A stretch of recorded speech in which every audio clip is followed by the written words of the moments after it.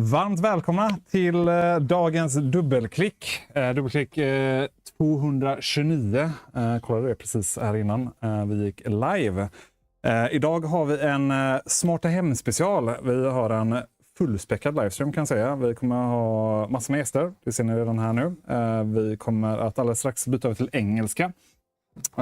Vi kommer även ha diverse tävlingar. Vi räknade snabbt ihop här innan livestreamen att det ungefär är runt 20 000 kronor i produktvärde. Det är antagligen betydligt mycket mera för det dök upp en jäkla massa andra produkter.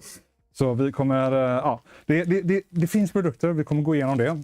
Vi kommer ha supermycket erbjudanden och vi kommer visa en hel del produkter. Så häng med helt enkelt.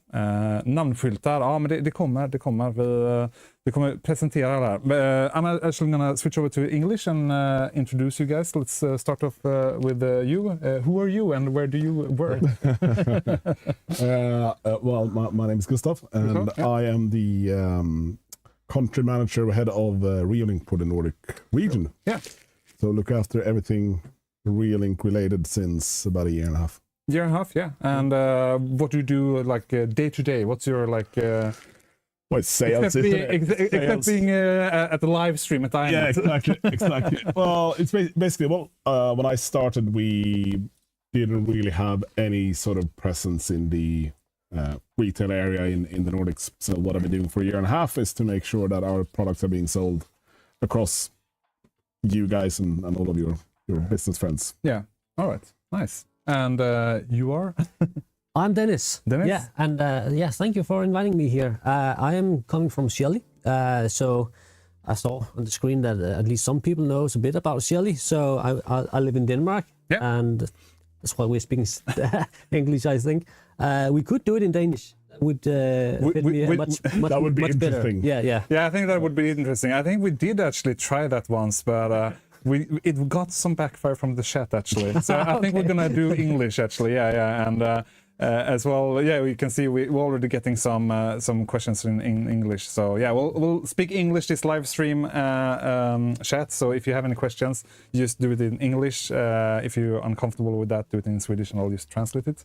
But yeah, so you work at Shelly? Yeah. So I started in Shelly 3 years ago, 3 years ago, and responsible for the Nordic region as well. So Denmark, Norway, Sweden, Finland. Yeah, Shelly is growing quite fast at the moment, so we're trying to set up different department, different area of the world. We started having only like central people, but now we are starting to have people localized in each region around the world. So that's super interesting. Yeah, and you have some nice stuff to show off later as well. So I'm really looking forward to that. I think so. Hopefully. Hope that everybody thinks. We also have Benjamin Offcam, who's representing Govi, also Akara. He's gonna show off some cool stuff. Speaking of Govi, we actually did a change here in the studio. I don't know if you guys noticed, but we actually switched all the Philips Hue right now to Govi. So it's all new stuff here. We have the floor lamp. We have some outdoor lightnings covering behind Gustav here as well. We'll show that off in a minute. First off, we're actually gonna start the first competition since we have so many competitions. We're going to do a bit of a different layout this time. So we're going to do 5 different competitions. We're not going to do all the products because we have...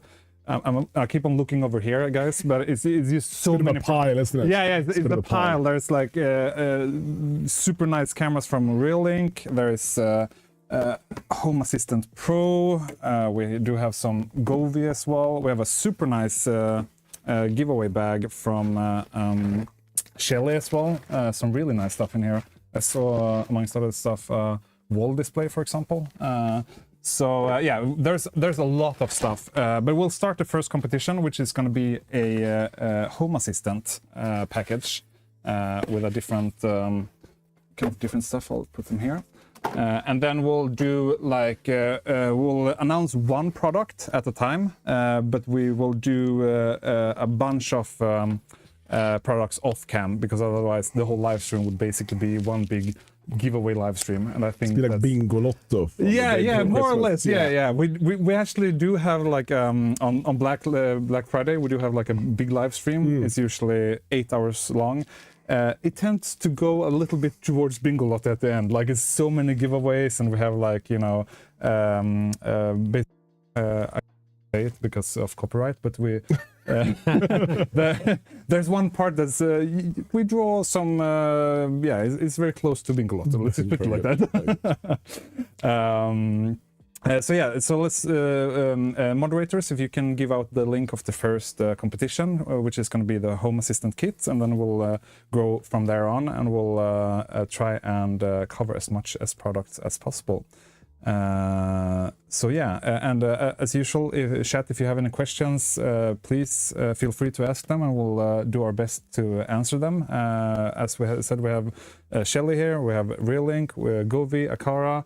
There's a bunch of other brands. In general, smart home questions, I would say, because you especially, I'm looking at you, you have a nice setup at home with Home Assistant and everything. Home Assistant, Homey, smart things. Yeah. I'm trying. Yeah, you're trying everything. Everything. Yeah, sure. How advanced would you say that your setup is at home right now? It's decent, I would say. Decent, it's not super advanced because my home is like a playground. Yeah. So trying a lot of stuff, different platforms. So I don't have everything that is like done, finalized. That's how it should be. But I have some nice things, I think. Yeah. Do you ever though? Isn't that the whole case that like you're never going to be finished? Like you just keep. I was actually about to say that. Then it's getting boring. Exactly. Yeah. No, but I heard you quickly talking about like AI, for example. Like that's something that growing within the smart home industry as well, and I think that's really interesting to see. As you say, Gustav, that we actually always upgrading stuff, but also like you're advancing. Okay, it's okay. The studio is falling apart, guys. I don't know. You were hitting your head in the computer here as well. Yeah. It's fine. It's this studio has been through quite some stuff for sure. But yeah, speaking of AI, I think that's really a nice, or at least for me, that's something interesting. I mean, in our industry, we talk a lot about AI. There's they putting AI on absolutely everything right now, but I think smart home is actually something where AI is you can use it from day to day, it's quite interesting. Definitely, it's coming more and more. And well, talking about AI, I also think that the AI is being misused a bit. I mean, everything is AI today, but what is real AI? But it's getting implemented more and more, like in cameras especially. So cameras starting to be able to recognize things. Is this a blue car? Is it the mail coming, or what is happening? Yeah, exactly.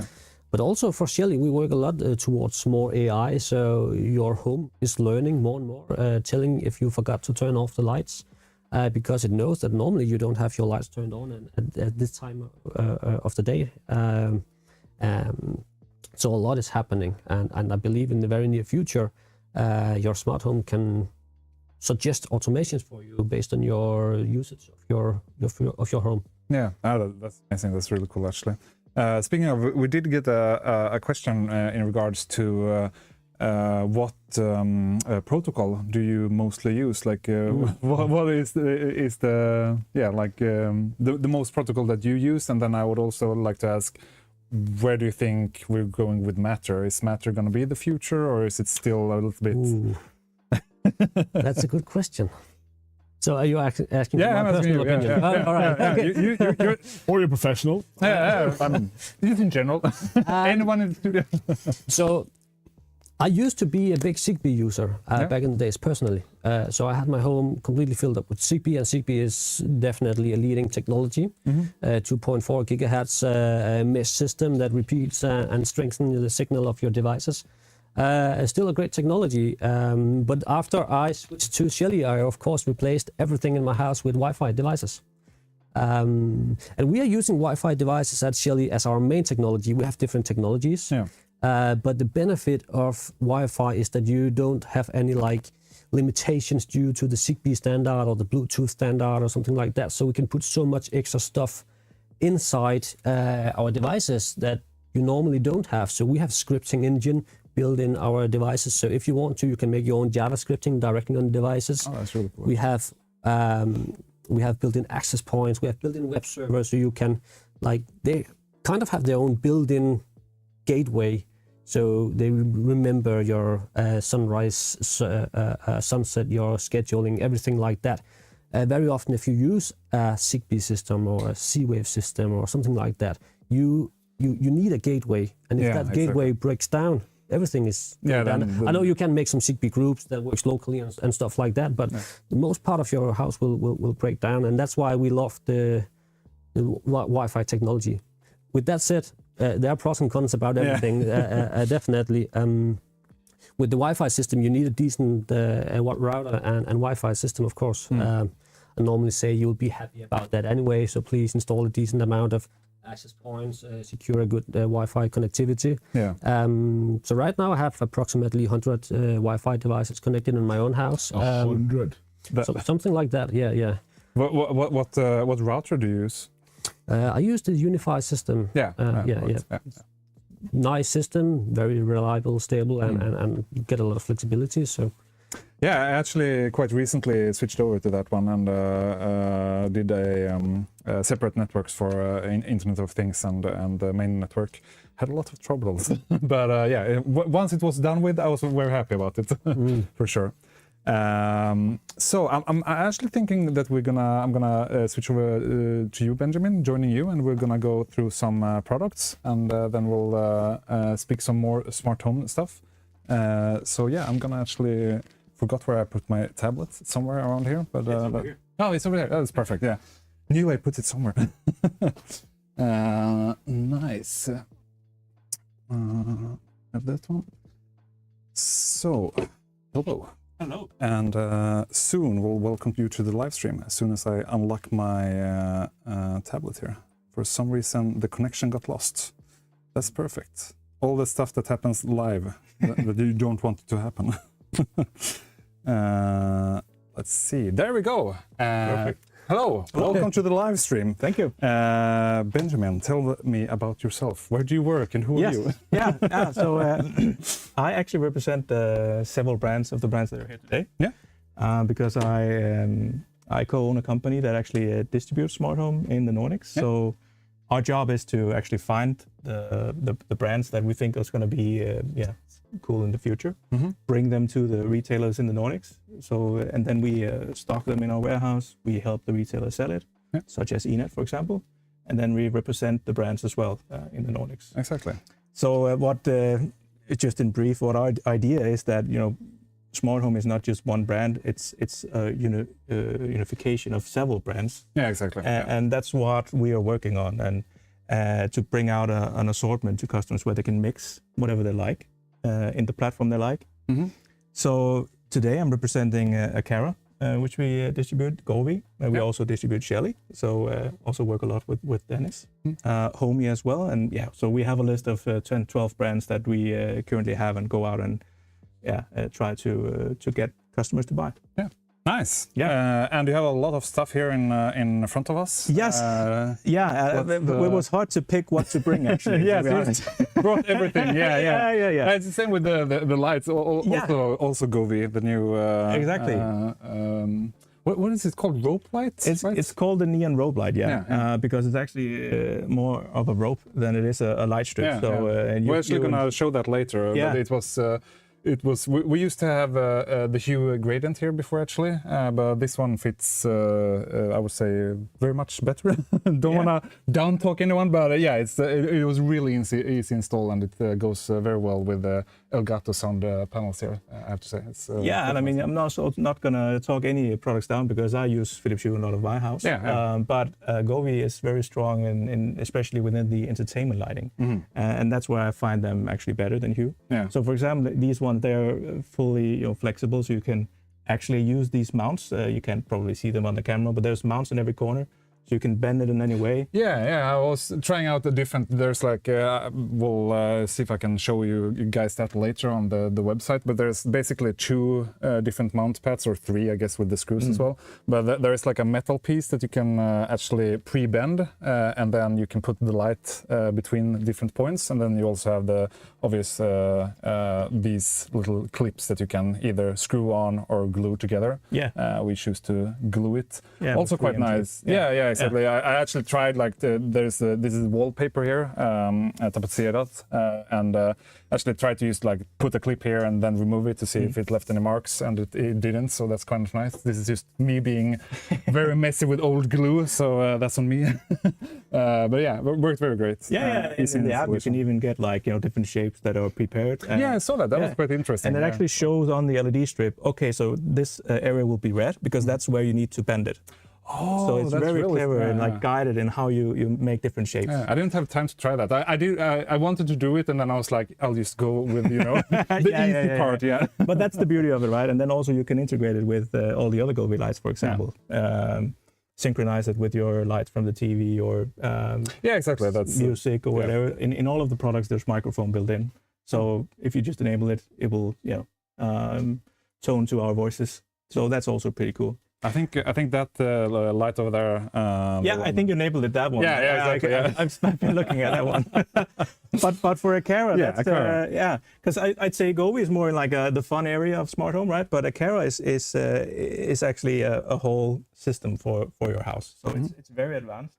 And if people at home don't know a Cara, it's actually a pretty big brand.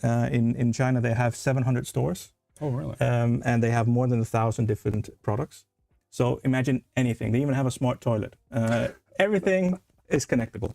So would be amazing if you brought that one, actually. Actually, I've put it on my wish list several times in China, but they say it doesn't fit the Nordic standards. So, but maybe at some point.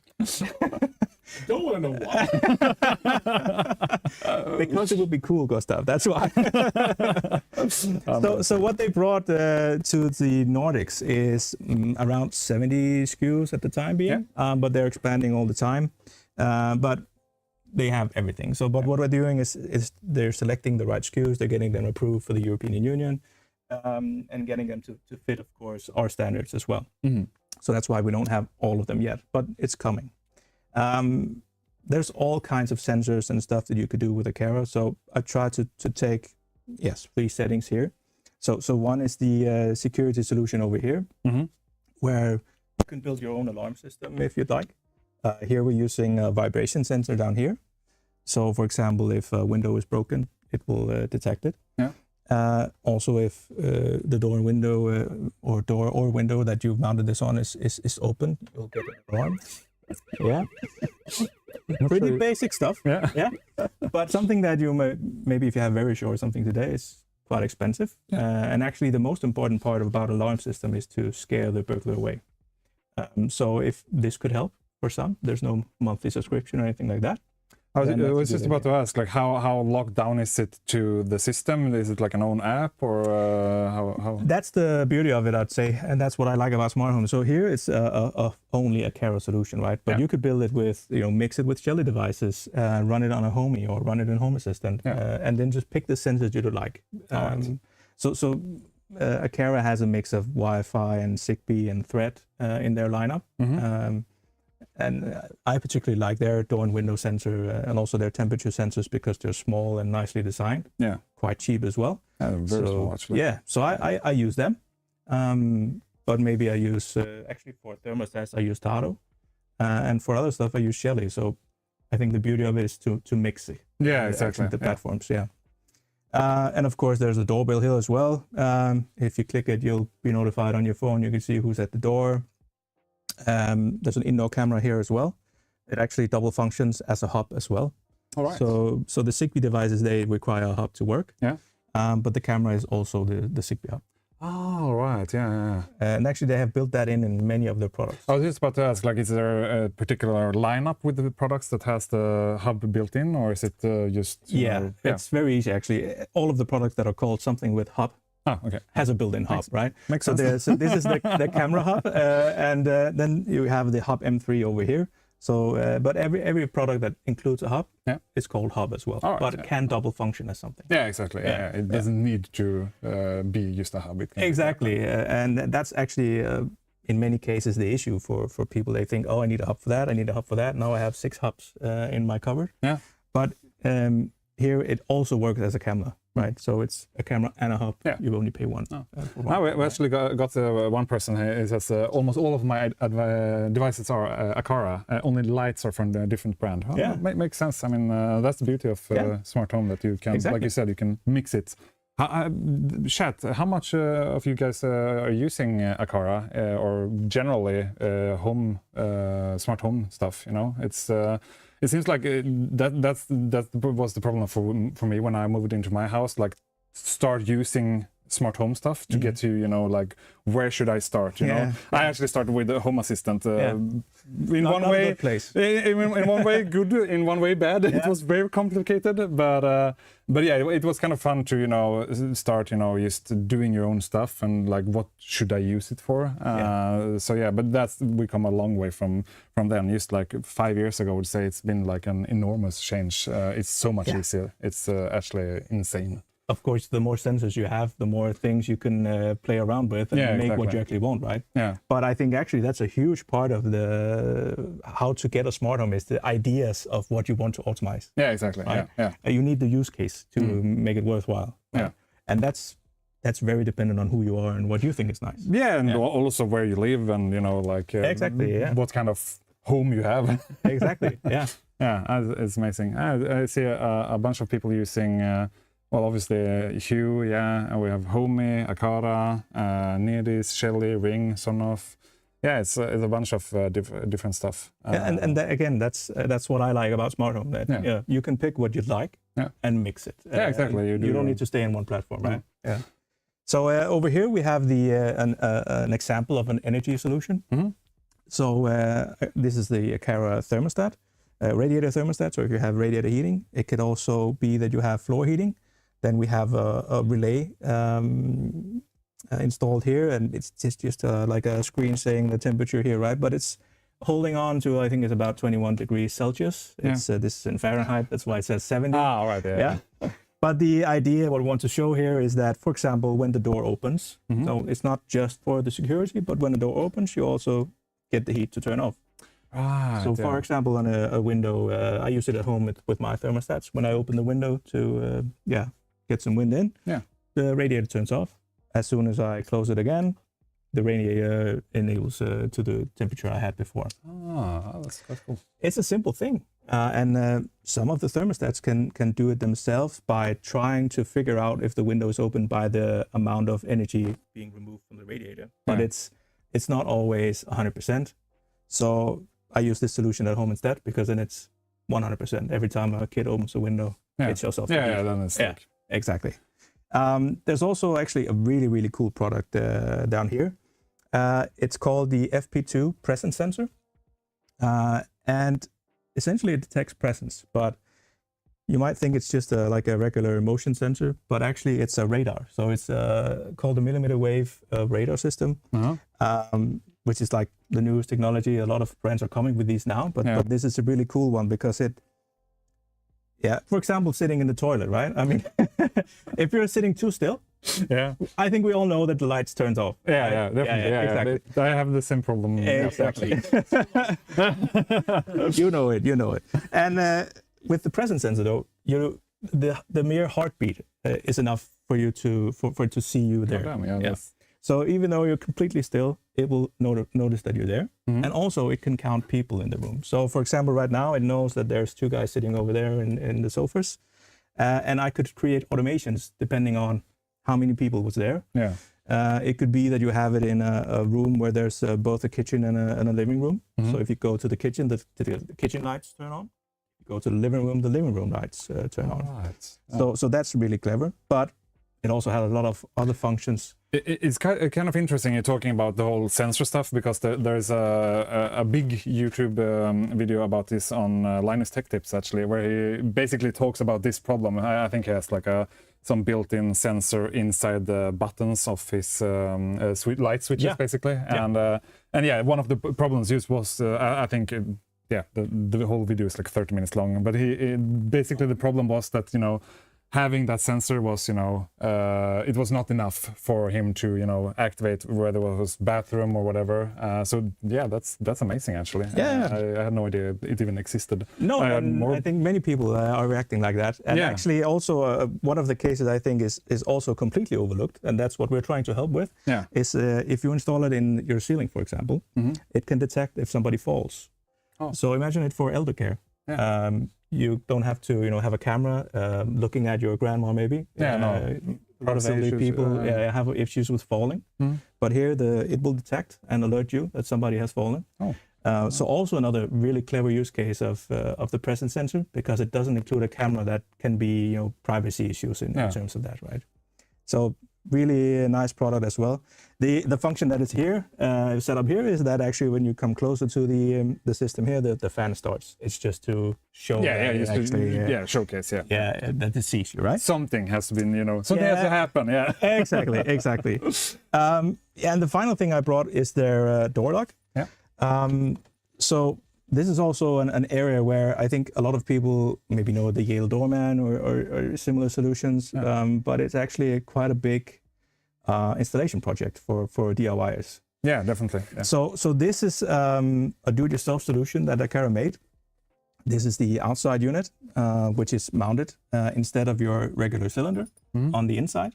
So on the outside you have a normal key. Nothing's changed. Nothing's changed at all. You can't see it from the outside. The only thing you can see is the keypad. Yeah.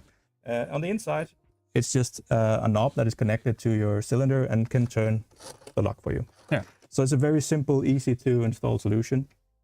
I use it at home a lot because I have kids. I don't want to give them a key and then they'll drop it off in school somewhere and get it lost, right? So they just know the code. Yeah. But actually, with this one, you can also use your fingerprint to open and lock the door.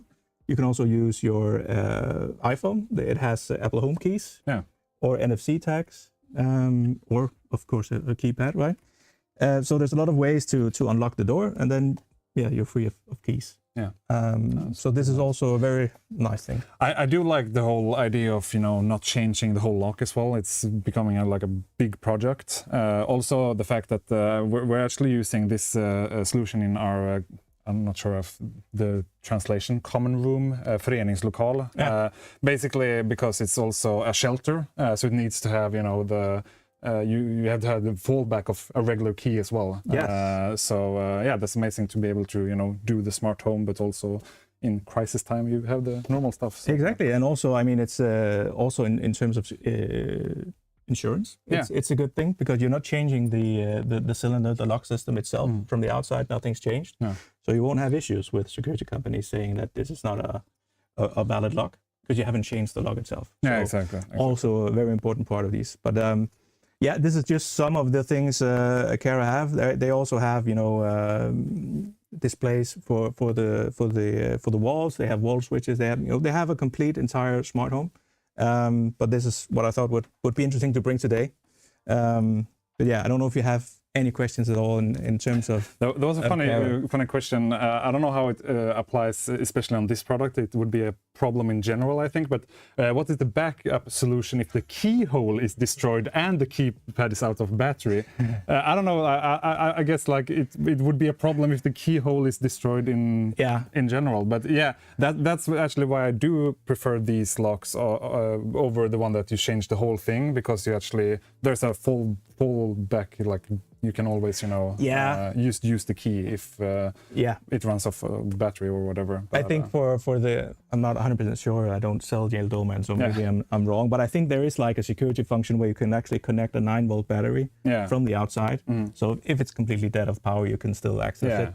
But if both your key is gone and this one is out of power, I guess then it's a bad situation. Maybe you need to break a window, or maybe you have 2 doors and you can come in the other one. I don't know. It's kind of a weird situation. But, or call a locksmith, I guess. Call a locksmith. How long is the battery life for? That's a hard question to answer because, of course, that depends on how much you use the door. Yeah, exactly. But actually, up to a year, it's not an issue. And actually, the battery pack is quite neatly packed in here. I'll just show you. So it's in here, and it's actually pretty easy to just pull it out, and then you can have a spare. Yeah. And then plug the new in while you charge this one. All right. Or charge it and put it back in. Right. That's easy enough. So it's pretty easy, yeah. We got a question. Can you use Akara's lights for hue bridge? No, I don't think so. I'm not 100% sure, but I haven't tried it myself. They're quite new. Yeah. So that's actually also something I wanted to mention to an earlier question, that he said he's not using the Akara lights. That's a new thing. So actually Akara are coming with their lights as well. Yeah. So I mentioned all of these products they have. They also have everything within lights. So, but now they have smart toilets. They kind of Exactly. But they released their bulbs now, and they run both Zigbee and Thread. Yeah. So it's actually a matter of Hue if they are supporting them on their bridge. Yeah. And I'm not so sure that they are. Yeah. They might be able to connect, but they might not have all the functions. Yeah. That I think that would be the case. That's usually how it goes. I mean, I use Hue myself, and I've had other lights, but yeah, you definitely get not all the functionality that you get with Hue, for example. So exactly, that makes sense. Yeah. If we miss a question, please ask it again, because we can't see all the chat. But there's a good one with the flip-up door locks. I think I know what he means. So a lot of the doors in the Nordics, they have where you need to pull up the handle. Right. To lock it, and sadly there's no solutions for that yet. All right. So it cannot lift the door handle as well. Yeah. You need to do that before you lock it. Okay. Yeah. How is the keypad attached to the door? And I'm thinking there's this one. Then. Yeah. So this is just 3M, double-sided tape. Double-sided tape. Yeah. You can also mount it with a screw if you want, but this is just double-sided tape. All right. Yeah. It connects and actually binds itself to the lock with Bluetooth. So you get them in the package together, and they can never be, you cannot use this keypad for another lock. Okay. So they're like encrypted together. All right. Yeah. That's a question. Is there any subscription to any of the products that Akara has, or is it like... No, you have the cloud option. So for example, if you want more than 7 days of storage of video, for example, then you need to pay for cloud storage. But otherwise, there's no subscription. All right. Yeah. And Akara is one of the most, I would say, open manufacturers to integrate with other platforms. So most of the items you find in their portfolio can be connected with Homey and are fully integrated. Like Akara made an app that fits with Homey, so they have all the functions. So it's a system where you can both go with their hub, but you can also use another hub, and that's also pretty nice because they understand the full solution of smart home. Yeah, exactly. Yeah. Oh, that's basically what we want, like to be able to work with different stuff that fits your home, or nothing annoys me more than brands that try to lock them in. Yeah, ecosystem, closed ecosystem. Yeah, because I want to use everything. I want to use a mix. Yeah, definitely. Yeah. Can you replace the keypad if someone would steal it or break it, for example? Yes, you can do that, but that requires contact to the Akara support line and to actually prove that it's been stolen, and you need to rewire the lock as well, so it will be updated with a new key and everything. But yes, it is possible. All right. Yeah. Nice. How is the Home Assistant support? Yeah, it's also good. They're also developing apps for Home Assistant. So I'm speaking a lot about Homey because that's also one of the brands I represent. And to be fair, for me, I find the Home Assistant a bit too complicated. Yeah, we were actually talking about that earlier. Like, what's the pros and cons of using Homey versus Home Assistant? Yeah. And I mean, I have not used Homey, to be fair, but for me, I was starting with Home Assistant, and it was kind of overwhelming in the beginning. Like, used to like getting everything to work, and then you were like, okay, I want to do this simple stuff, and it was like, okay, I'll follow this 10 minutes long tutorial, for example. How is it like? What would you say is the why would you choose Homey over Home Assistant, for example? I don't know if it's a bad analogy, but I like to to say that's like an iPhone or Android question. Because Homey, it doesn't have all the features that Home Assistant does. Home Assistant is very, you can code almost anything. And actually you can also do that with Homey in Homey script. But the basic Homey software is just like an iPhone. It's easy to understand, has the basic features, everything you want to have, essentially. And it's much more smooth, it works well, it doesn't break down. what I've heard about Home Assistant is a lot of the automations you make, then somebody changes something, and in some kind of script or code, and then you have to do something again. And I've been working with Homey in my house for at least 5 years now, and I haven't had any issue at all. No. So everything just works, and that's also something I want from my smart home. I want to set it up and then it works. Then it works. I don't have the time to tinker with everything. Yeah, maintain it. And exactly. Yeah. Yeah, no, makes sense. And also to make my wife happy as well, right? Because if it breaks down all the time, I won't be allowed to put up more stuff. Fair enough. Yeah, I can see that happening, definitely. Yeah, I actually have that problem at home right now with my TV. Oh my God, it's annoying. I won't go into it. We can talk about it later. Yeah. I have a question about the temp/humidity sensors. Are they IP classed? That's a good question. I can't answer that on top of my head. No. I'm being told in my ear that it's a no. I wouldn't put them outside. Maybe they're like rain drop proof or something like that, but not outdoor proof. Yeah, not outdoor proof. Yeah. There are, however, other brands, Shelly, who does outdoor stuff as well, which are built to be outdoors. Yeah, exactly. Yeah. And then we also had a question, and it disappeared. What about regular wall switches for ceiling lights? Can you use a regular switch and integrate them into your home assistant or home automation system? I mean, yes, you can. Yes, you can. With Shelly are experts in that. Yeah. So Akara has some stuff for that as well, but actually, I think the Shelly products there are the best and most versatile. In a Akara situation, you often change the whole wall switch. They have that for your switches as well, so it fits the Swedish standard. Yeah. But if you want to keep your original switches, then I would go with a solution like Shelly's. All right. Yeah. Shelly's the way to go then. Yeah, for sure.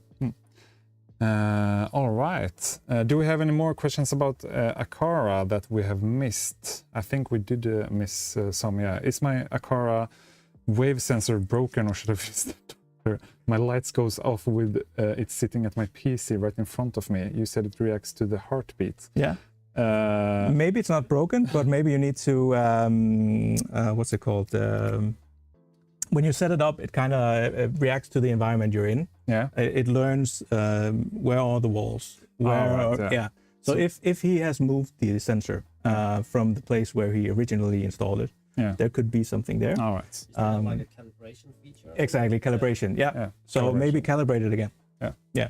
So do you need to recalibrate it, or do you need to reset it? What's the recalibrate it? Okay, so just through the app, recalibrate it, and then it's a whole guided thing. He's been through it when he installed it the first time. But if he had moved it just a slight bit, that is a good idea to calibrate it again. Yeah, or go to the doctor. Also worth doing.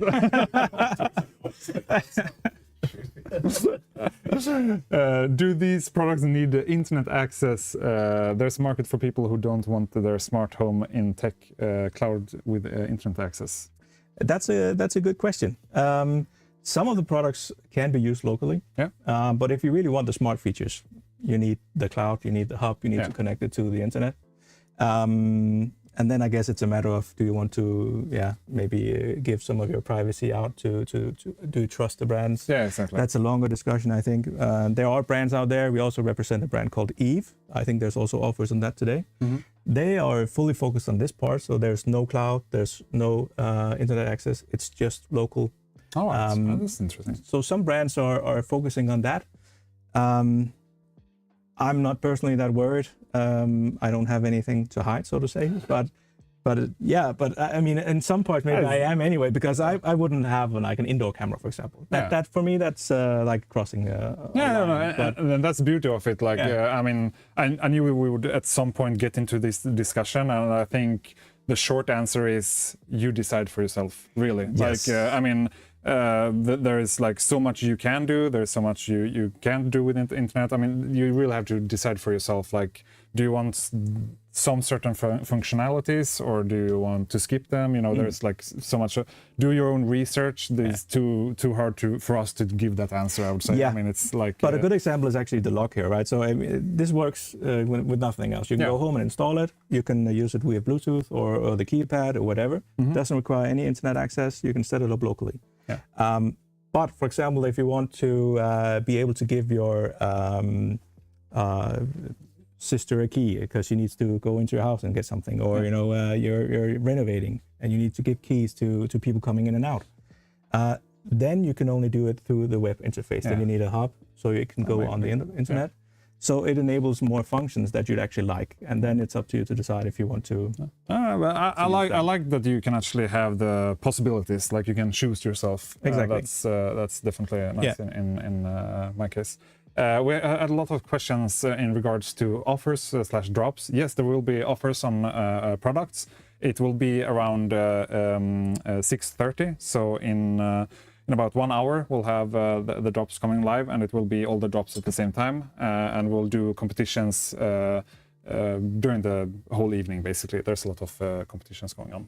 I saw somebody asking also in which country the servers are located. I don't know exactly which country, but they have an EU server. That's a requirement today. So for some, that's also, of course, a security thing that it's under European law, their data. Yeah, that makes sense. It's a good question, definitely. Who thought a Kara cube switch was a good idea? I do. I don't have it with me today, but it's actually a pretty cool device. So it's a cube. All of the sides imagine a switch that has 6 different switches, right? So each of the side has a function, but it also has a gyroscope inside, so it can detect if you're shaking it, and it can detect which sides you put it on. It can also detect if you're moving it forwards or backwards. So imagine, side 4, I'm controlling my audio system. So when I put it on my table, it turns on. If I put it down again, it turns off. If I put it down and I move it towards, away from me, the volume turns up. If I move it closer to me, the volume turns down. When I put it on side 5, I control the lights. When I put it on side 6. All right, So I think it's pretty cool, but I know it's not for everyone's taste. It kind of, I don't know. I get the image in my head, like it's. But imagine, I've been to the showcase that they have, in China they have 700 stores, right? And each one of them has showrooms where you go through a bathroom, through a living room, and then you see how you can actually make a smart home. And in every room, the only controller for the entire smart home is 1 cube per room. Oh, that's kind of cool. So that's the idea, right? So every room you go into, there's like a list of which commands could you have, like which side do you need to put it on, and that's it.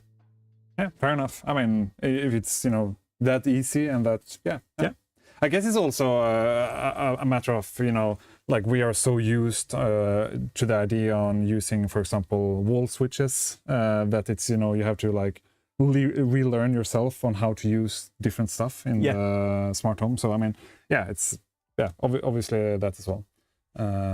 Thanks for answering. Yeah, of course. That's why we are here. That's why we're here.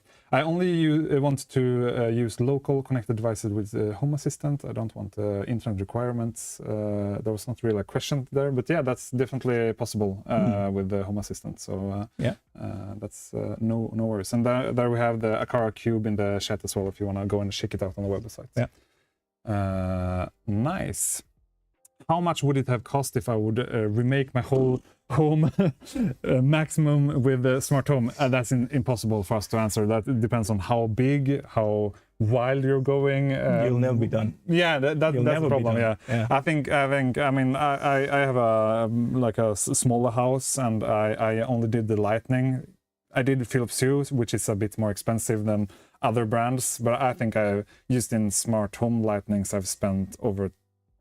I don't even want to say it, but I like it. Maybe your wife is watching. It's like, it's a lot of money.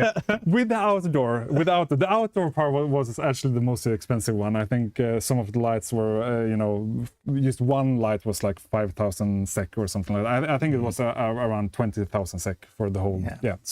And that was only the lights. So I mean, it's impossible to say, but I mean, for a small apartment, you can probably do, maybe 5,000 SEK just to, have some sensors and some lights. But it depends on which brand you're going with and how much you're gonna automate, basically. I would definitely say, start with one thing, maybe one brand even, and then go from there, because you quickly learn what you need to go to the next step. and what do you think is working, what is not working. So, and then at some point I would go for a hub like the Homey, because then you can add everything. Every brand you find that you want to add something in your house with. Yeah. You have Homey as the center of the house, the hub that controls everything, and also do automations across the different brands. So maybe I started with the Philips Hue, and then I went to smart my thermostats. I went for Taro there, and then I used the Google Nest Hub system. And then when I wanted to be more advanced, I bought the Homey Hub. Yeah, and then went from there. All right. Yeah, that's actually pretty much how I did it as well. I started small with my 20,000 SEK lighting, and then I moved out from there basically. Yeah. But yeah, definitely. We had another question about Aqara M3 Hub. Is that 100% local, or is it internet as well? It can be as well. So again, I mean, if you just want to use the local functions, you can do that. But the idea of buying the M3 Hub would be to integrate all of the smart functions as well. It's a really powerful hub actually, that can control a lot of units and also has thread built in. So it's I would say if the M3 Hub was, if you want to use the internet access, but yeah, you could do it. All right. Yeah. Are you guys gonna talk more about Govee? We can definitely talk more about Govee. I mean, I've been using Govee a little bit before. We actually been using it at events before. We had some events last year where we had Govee Lightning, but right now we actually switched all the lights. So if we go over to this camera, you can see some of the lights on the side. It's floor lighting. There's a light in the shelf as well, and then we also have some outdoor lights going in the background. But I would say I was very impressed. I've been trying IKEA, I've been trying Del Taco as well. I think when you go like very budget smart home light, what you lose is the actual light effect, like how bright the lights are and how much colors is actually in the light. Like you get a very urvattnat coloring if you go with the lower brands, and that's something that's very impressive with Govee. It's kind of hard to show in the studio environment actually, but it's very good quality on the lighting, because someone actually said that before, like, don't start with Hue because you would be disappointed with everything else. And it definitely, that's actually true. Like you do pay a very premium price with the Philips Hue, but you do get a very premium product. Like, it's very over the top, but I would say Govee is definitely up there. We were actually talking about that before. I was having my concerns by switching from Philips Hue to Govee, because obviously we are in a studio environment. So when we have the light effects going on in the studio, it needs to be more bright than usual, because otherwise you can't really see the colors. It's going to be very small colors, like it's hard to say. For example, here you can see, I mean, let's see, I'm looking at the preview right now. But yeah, that's I would say, like in general, Govee, good lighting, good colors. The app is a bit all over the place, also something we talked about.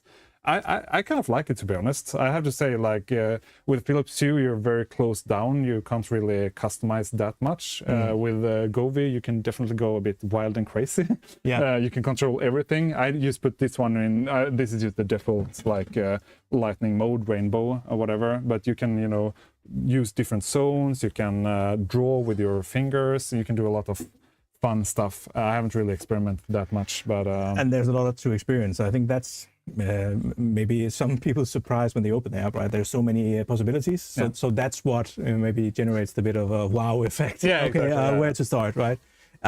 Because they even have AI built in. Speaking about AI, always AI. Always AI.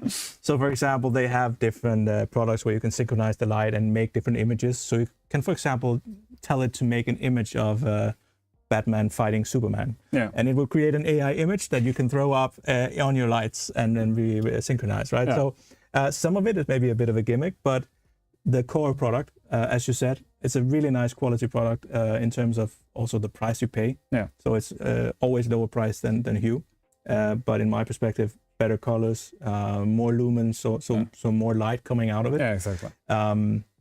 What they lack is maybe the day-to-day products. Yeah. Hue is very good at having all the different bulbs, all the different wall switches and everything. Here we're clearly in an entertainment category. Yeah, exactly. So it's for a gaming environment. It's for watching television and getting TV, that wow effect, right? Yeah. But they also have stuff like Christmas lights, for example. Maybe some guy twinkly. They have a function where you can wrap the chain around the tree, and again with your camera on your phone, video it. Yeah. And then the app knows how the tree chain is wrapped. Cool. Yeah. So you can actually draw on your Christmas tree.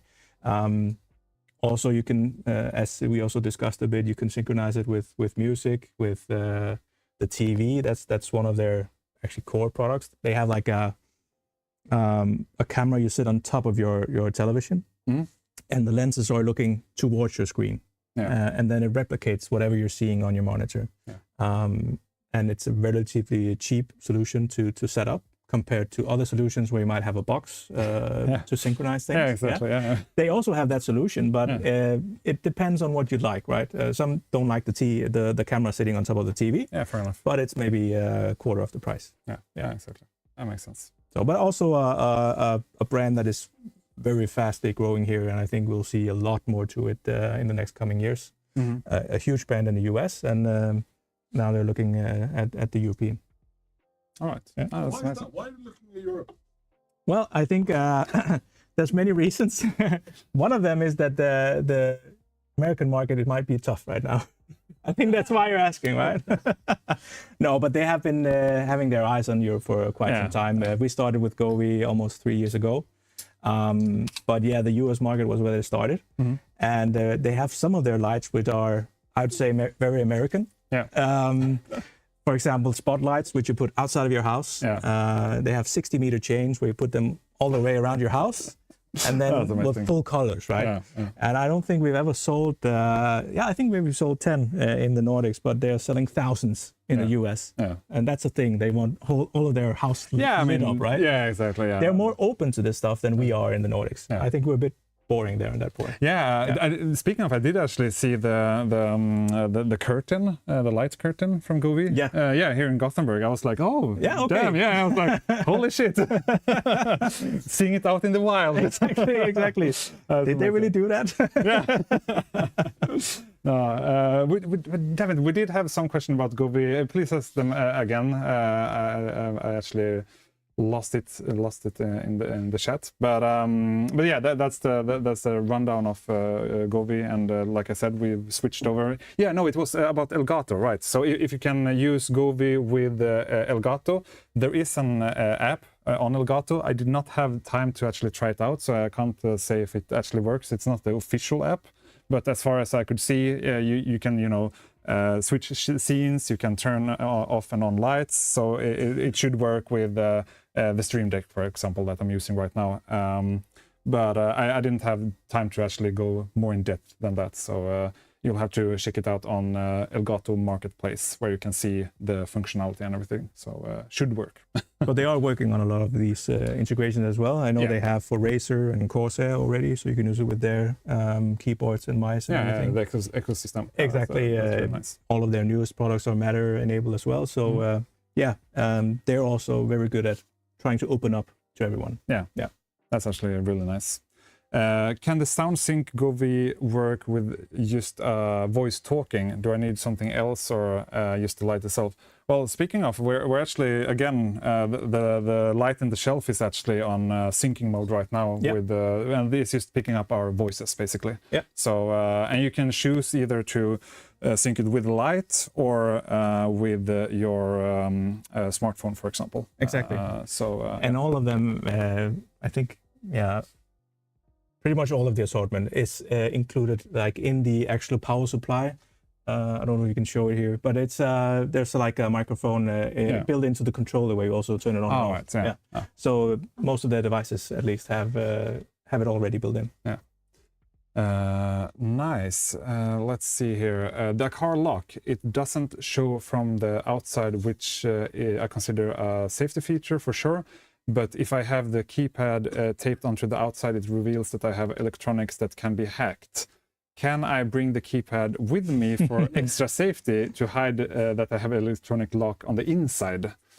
I'm not sure. I guess you could, but I would rather than just skip the keypad and just install the lock and then just use your phone to unlock it. Yeah, exactly. Yeah. Oh, that's a good answer. I never thought about bringing the keypad with me. Actually, that's actually I don't know. I kind of defeats the purpose in one way with having just nothing, but yeah, I guess you can do it definitely. But I think this is actually a good question because it's a lot of people are concerned when it comes to locks, and I understand why. Yeah. But sometimes you also need to think about it in another perspective. So, for example, do you think a burglar is a very good hacker that can hack a system like that, or is he more kind of a guy who would just break the window if he can't go into the door? Yeah.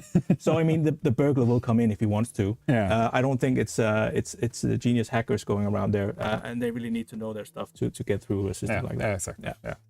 Yeah. No, I was actually also thinking like if someone wants to break in and I think you're definitely on. They'll come in track, some way, right? Yeah, exactly. We did have a question in regards to the neon rope, if it's can be synced with the sound, and yeah, definitely. I was actually gonna do it now, but I think this one is the only product I haven't paired. Oh. So if you can just press the Yeah. So it's should be in. Yeah, there we go. There you go. Yeah, I think let's see. Just a small press on the power button. Yeah. Oh, yeah, there we go. Done. Super easy, by the way. It goes very, very fast. Again, I actually resetted my whole smart home system recently. I switched my router, and I forgot to reset all my Hue lighting.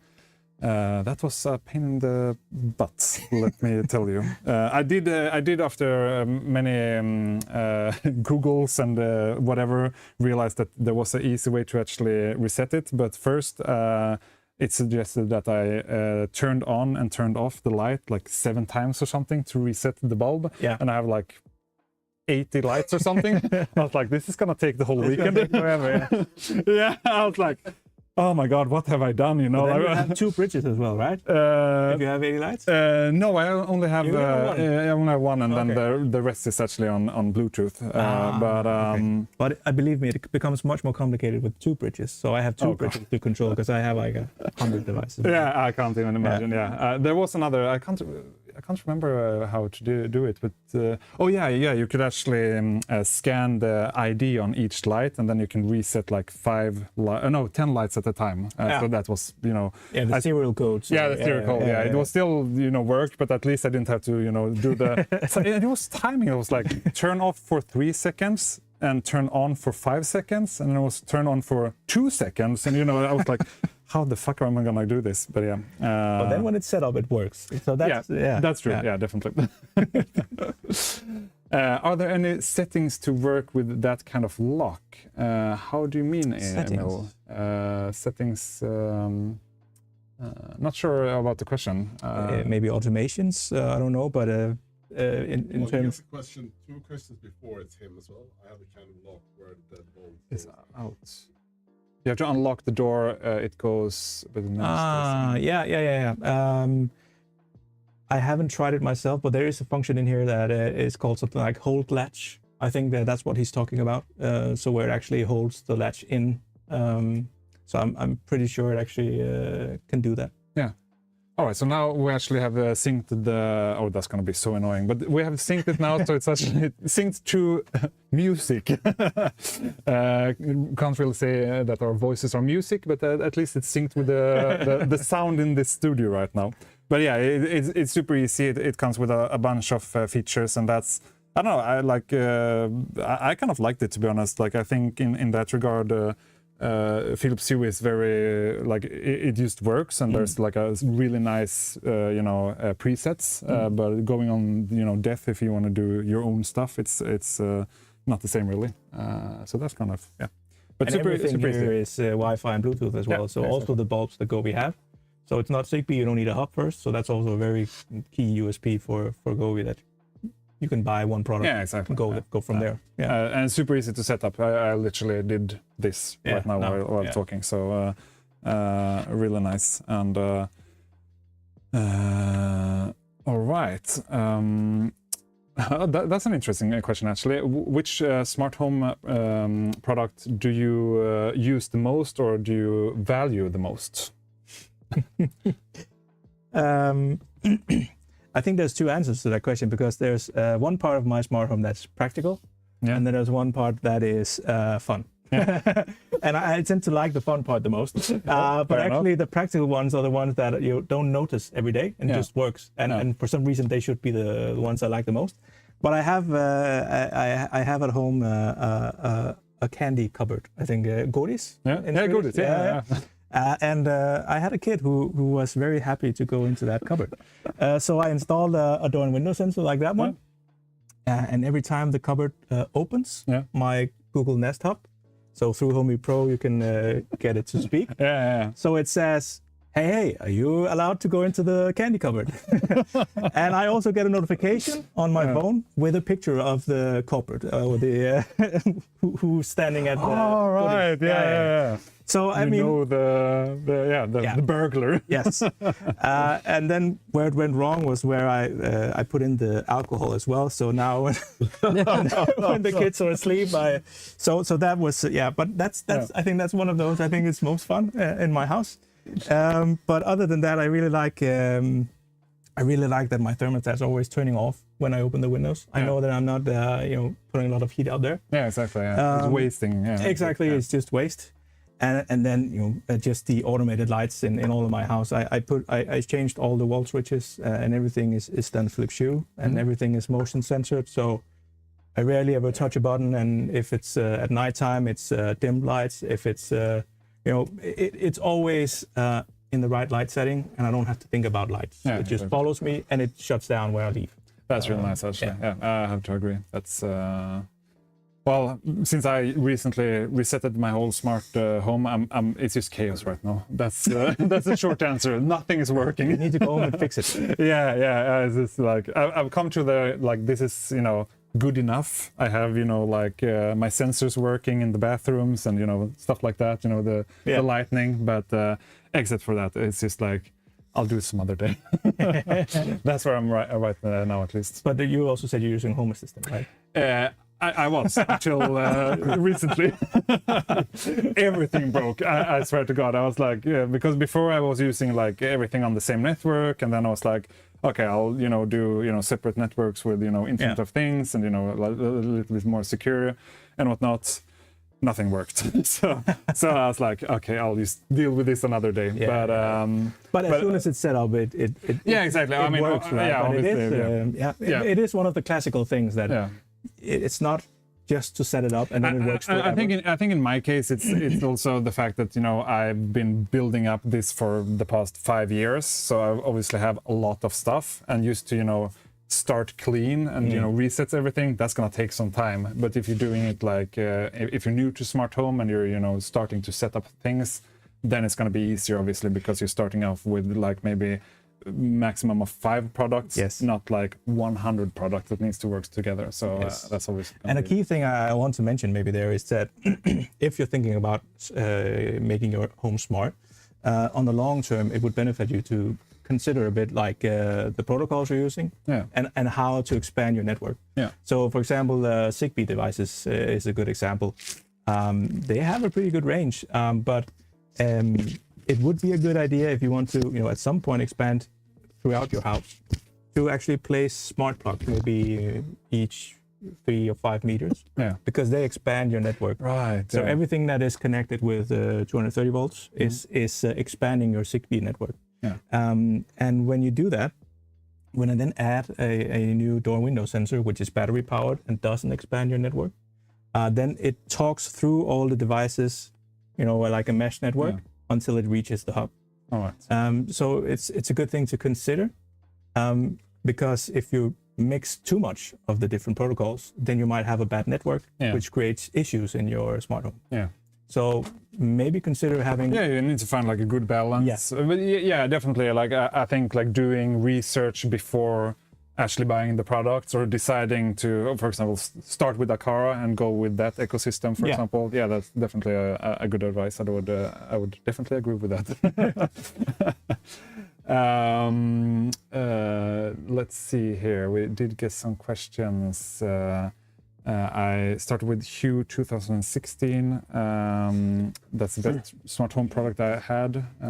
Yeah, I mean that's the thing. Like there's we had this discussion before. Like where should you go in terms of price? Because obviously there is cheaper smart home stuff and there is more expensive smart home stuff. And we did touch it a little bit with the Philips Hue, but in my experience, it's definitely about quality of life and smoothness. I usually tend to compare Del Taco light bulbs with the Philips Hue. It's a very clunky experience. It works definitely, but it's not as smooth. You don't have the same transitions going when you switch scenes or when it turns off. I would say Philips Hue is, it starts as 0% and then it gradually grows brighter. Yeah. With Del Taco, it's gonna go like 100 right away. Yeah. And also it's not as bright. You don't have the same colors. So it's much what you prefer as a person. Someone said it like I shouldn't have started with Philips Hue because everything else is better. But it really depends on what you like as a person and what you're willing to spend, because obviously there are budget versions that will work good enough, but there might be more problems along the way, and then there's whole ecosystems that's going to cost a little bit more, but it's going to work good together. So yeah, it's a exactly hard question to answer, but I would say research, search for what you want to do and try and find a solution that works good for you and your budget, basically. Yeah, agree. All right, so do we have any more questions to Benjamin? Otherwise, I'm thinking we'll switch over soon again, and you can start unpacking, and then we'll invite Dennis over to show some Shelly stuff. Yeah. And yeah, there will be drops / offers on smart home products. We'll do that in about 20 minutes. Might be... We'll see, actually. Yeah, we do have the drop, so we might actually switch over to this camera and then we'll do the drops. Yeah, we'll probably do that. All right, so let's see if there's any more question. Akara slim wall switch, is that something that is something that you can reveal here live? Yeah, no, sadly not. I mean, they definitely have a lot of different products that could work well in the European market as well, but a lot of them also are built for the Chinese market and how they would like their wall switches to look. Yeah. So no, I haven't seen a slim version coming yet. But definitely a good one to. Is it true that cheaper products often have more coil wine? I would say in my experience it's a bit 50-50, but with that said, I did actually have a lot of problems with Philips Hue in that regard. But they used to replace it for you. Exactly. There's no questions asked. Yeah. If you would do that with maybe Del Taco is a bad example. They would definitely switch it out for you. But if there's other off brands, I think that's gonna be harder to get that experience in terms of customer support. But I mean, it's hard to say. I don't have that much experience, to be honest. I've only experienced this a couple of times, but every time it's been a replacement. So it's not supposed to have a sound. Yeah, no. Exactly. Only maybe if you have the ear very, very close. Yeah, obviously. I've experienced before, Floor heating, how does that work in detail? Yeah, that's a part where I'm actually not so sure, because we mainly have radiator heating in Denmark, and that's the part I know the most. They are, however, coming with a thermostat which should connect to the wires that you have in the wall already in your existing floor heating thermostat. Yeah. So actually, Akara will come with a unit that you should be able to just replace with the one you have. Mm-hmm. So it can control the floor heating also manually, but then also be interconnected with your smart home. Yeah. But it depends a bit on if you have a wired solution or a wireless solution. The wireless solutions are a bit trickier, but I know there are solutions out there. I think Taro is making one Shelly does. and Shelly does. Shall So of course you can use. Are you talking about relays? Using relays to it, or Yeah. Relays. Yeah. I mean, very often floor heating is just open or close. You have water-based floor heating or electric floor heating, but even water-based is very often just on or off because it's working so slow. Yeah. So okay? So Shelly is an option as it's well. pretty simple. Yeah. Actually. Nice. Where's the temperature sensor for having floor heating relay? On this setup, maybe he's talking I about. think so, yeah. Yeah, the sensor is in here. So this is the sensor there, and it measures temperature and humidity as well, and battery powered, so it can be placed anywhere. Yeah. Perfect. All right. Thank you so much for the talk. We'll obviously talk a bit more later. Yeah. I'm gonna switch over to the couch right now. To the boys again. The boys. Sorry for keeping you waiting for so long. Hello. Hello. Hopefully we'll have your mics going. Sebastian, have you? Yeah, perfect. Nice. Sebastian is doing a great job, isn't Yeah, it's good. Yeah, Yeah. it's pressing unmute, mute. Yeah. Yeah, it's Very sharp. Yeah, Very sharp. Yeah, that's amazing. So how are you guys doing? Yeah, no, very well. Until Yeah. now, very good. Yeah. Hydrated. Hydrated. Very good. Nice. Everything good. Yeah. So did you learn anything? I don't know. I probably have more questions than Yeah. answers. But yeah, luckily enough, I know Benjamin from before, so like I can ask him. But Yeah, that's feeling perfect. stupid. But yeah, Amazing. I was actually thinking that we could talk a little bit Reolink. Lovely. Yeah, we have some old products, new products. Yeah. Where should we start? yeah, it's up to you, I'd say. It's up to me. Well, I was actually gonna want to talk a little bit. True stuff. Basically, I'm not sure how much technical we can go, but I would like to ask AI. How much AI features are you implementing into your products right now? Since AI is the new, buzzword and everything. Yeah. And the other thing that I would like to discuss is basically how it works with the app and how. For example, we talked a little bit before we went live. I use Arlo myself, which is very heavily. You need connection to the cloud. You need subscription in order for it to work. How does that work with the Reolink? For example, I want a camera. I want it to be able to record 7 days or whatever. Can I use local storage? Can I use cloud? How does it work? Right. Yeah. Okay. So will I A lot of questions. will I give the short spiel on Reolink and why it's the best brand out there right now? I think that there are a couple of usually what I say is that there are 3 main factors why Reolink would be the best brand out in the market for sort of everyone. Yeah. The main reason for it is that we actually started out as a factory. We were producing cameras for other brands. Yeah. And we don't produce cameras for other brands now, but we still have our own production. And comparing that to a lot of other people out on the market is that we're actually probably one of the few ones that are actually doing everything from sort of beginning to the end. Yeah, from scratch. Which is really, really cool. And we control the whole supply chain. So that's really, really cool. Apart from that, I usually say that we're all about freedom of choice in 2 main areas. One being, how do you store your content or your data? So all of our cameras have a SD card slot. So you can put a SD card into the camera straight away. Yeah. We have a cloud service that you obviously have to pay for because someone has to pay for the body storage. Yeah. Makes sense. Yeah.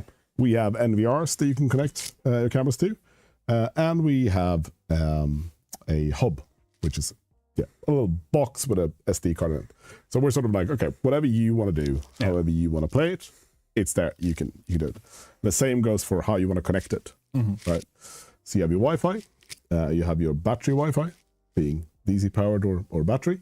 You have your PoE cameras and you have your 4G cameras. So in terms of picking your camera, it shouldn't really have to be what brand do I go to. It should just be okay, which type of reeling camera do I need? Because we have it all, right? So those are the sort of main key selling points, I would say, for Reeling as a brand. Yeah. As with a car, obviously no subscriptions fees whatsoever. You don't pay anything. And now I'm just trying to talk to remember your questions. But in terms of AI, so obviously, like, I used to work for a different brand previously, and that was sort of when AI broke through as a word that people knew and a thing that people knew. Obviously, AI has been a thing with cameras for years, like in terms of pet detection or vehicle detection or people detection. So there's a lot of it in the cameras. Yeah. And that's also really, really important, is that with Reeling, those functions are in the cameras. They're not in the cloud, meaning it's instant. It happens then. No, like, okay, this is what I'm looking at. I'm going to send it to the cloud, so the cloud can tell me what I'm looking at. Like, none of that exists. No. It's all in the cameras. So that's pretty cool. Yeah. Is there another question? I don't know. It probably was. No, there's I think the biggest question is there is a service subscription, but it's not mandatory. No. Yeah, exactly. No. I think roughly 2% of our customers use our cloud. Yeah, because that's for myself, who again, I don't want to bash any other brand or whatever, but I use Arlo, but my biggest concern is that, you know, you kind of have to, at least with my cameras. There are other cameras that you don't need to in the Arlo ecosystem, but I kind of have to use the subscription in order for it to actually work or record, and that's something that, you know, bothers me, because obviously you don't want to add up costs, especially with a camera. I mean, it can actually cost quite much in initial fees, so you kind of want to, you know, invest in it and then, you know, kind of forget about it. Yeah. So that was a question as well. So you don't need it. There is a possibility to use it, but you don't need it. Yeah. Another question was, can you connect it to Synology NAS, for example, for storage? So you don't have to use the SD card built in. You can actually use another storage device for it. Yeah. Yes. And then there was some questions in regards to temperatures and Swedish weather. Oh yeah, I saw that earlier. I don't know if it's a problem. The person seems to have a problem with it, but would you say it is a problem, or how are they built? Well, it depends on where Swedish you live. Weather. Like, if you live in Malmö, you're probably fine. But no, I think the issue with these cameras is that, like, most of them, no matter the brand, it's sort of like -10. Yeah. And the reason for that is because there's one market in the world that's bigger than anyone else, and that is America. Yeah. And because in America, if you promise something that you can't live up to, you're gonna get sued and you're gonna get bankrupt, and it's all over. Which is why a lot of Chinese companies tends to play it safe. Yeah. So for us, we test our cameras down to -40. Internally, so it's pretty cool. It's like a chamber, that's what they call it, and they can create whatever weather situation in there and then try it.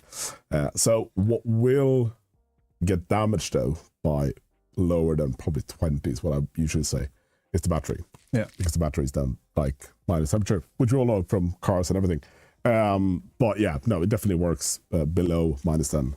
But we can't really say it. I've said it now. I'll say it, but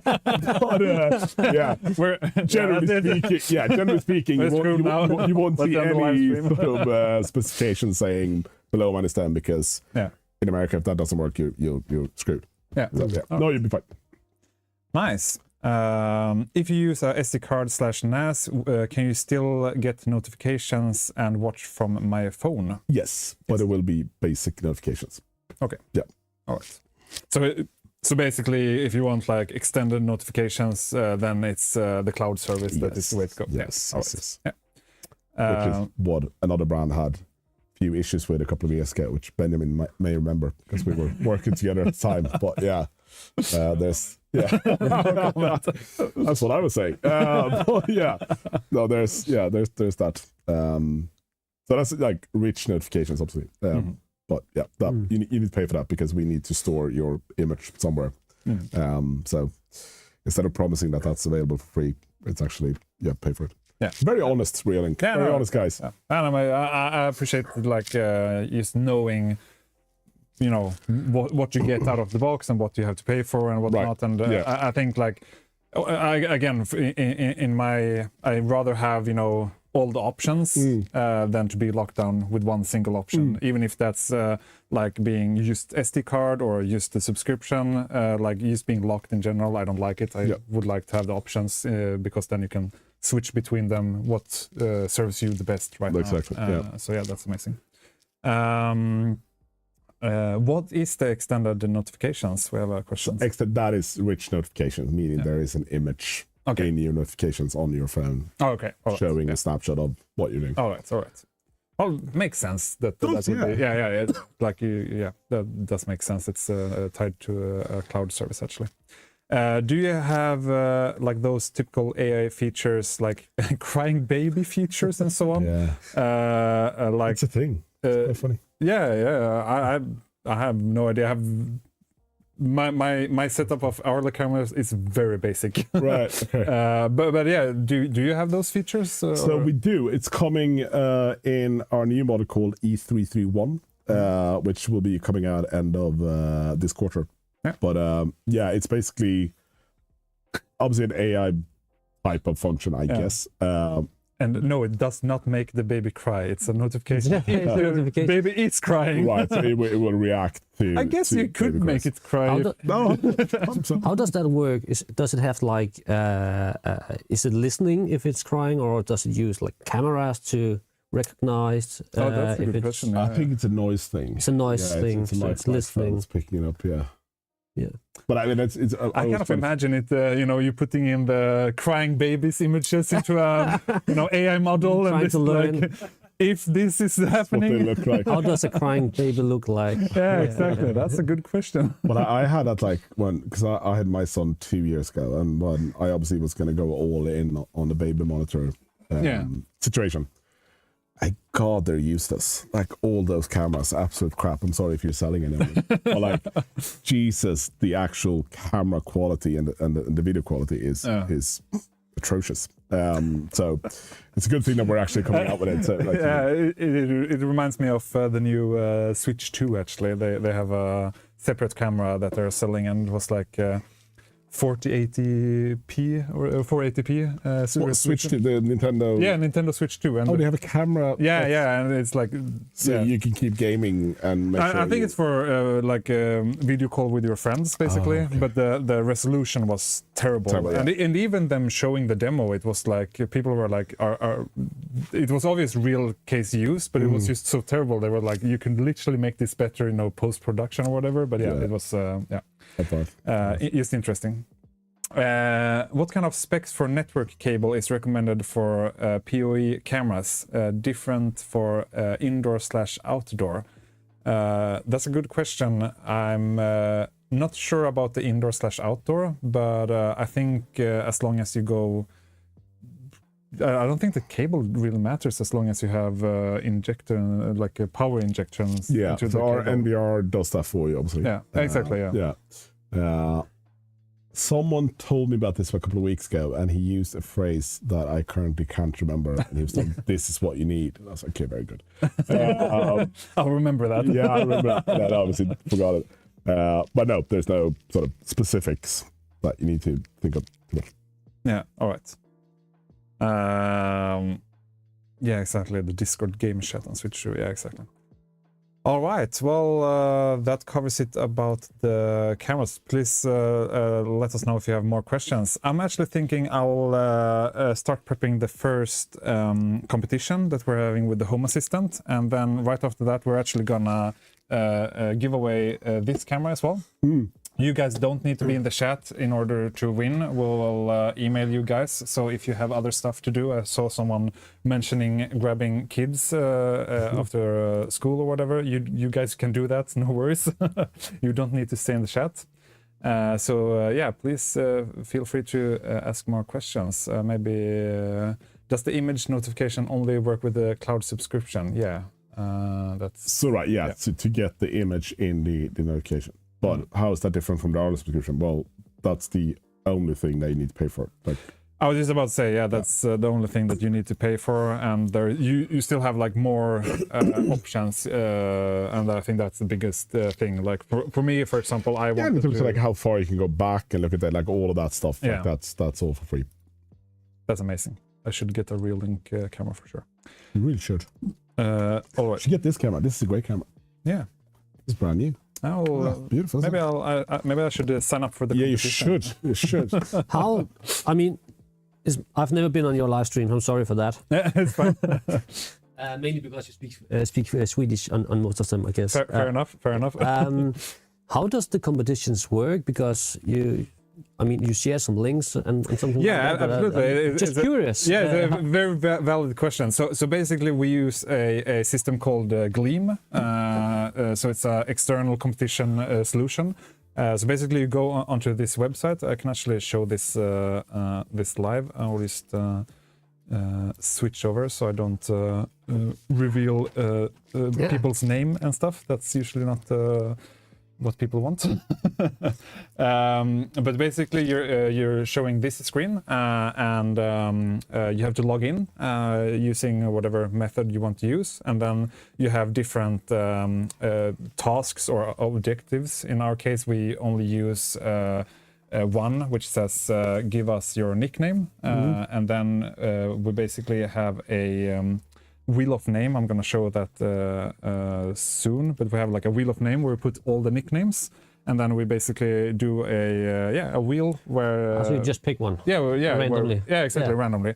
But the tool itself, Randomly. yeah, exactly, randomly. Somehow it always goes so molding. I don't know why. I've won so much stuff with this past year. It's insane. So obviously the tool, like we do it a bit differently. So basically we want the wheel of name because that's just fun to show who's actually gonna win. They have a built-in feature, but then it's gonna show like email and stuff like that, and we obviously don't want to share people's email with everyone.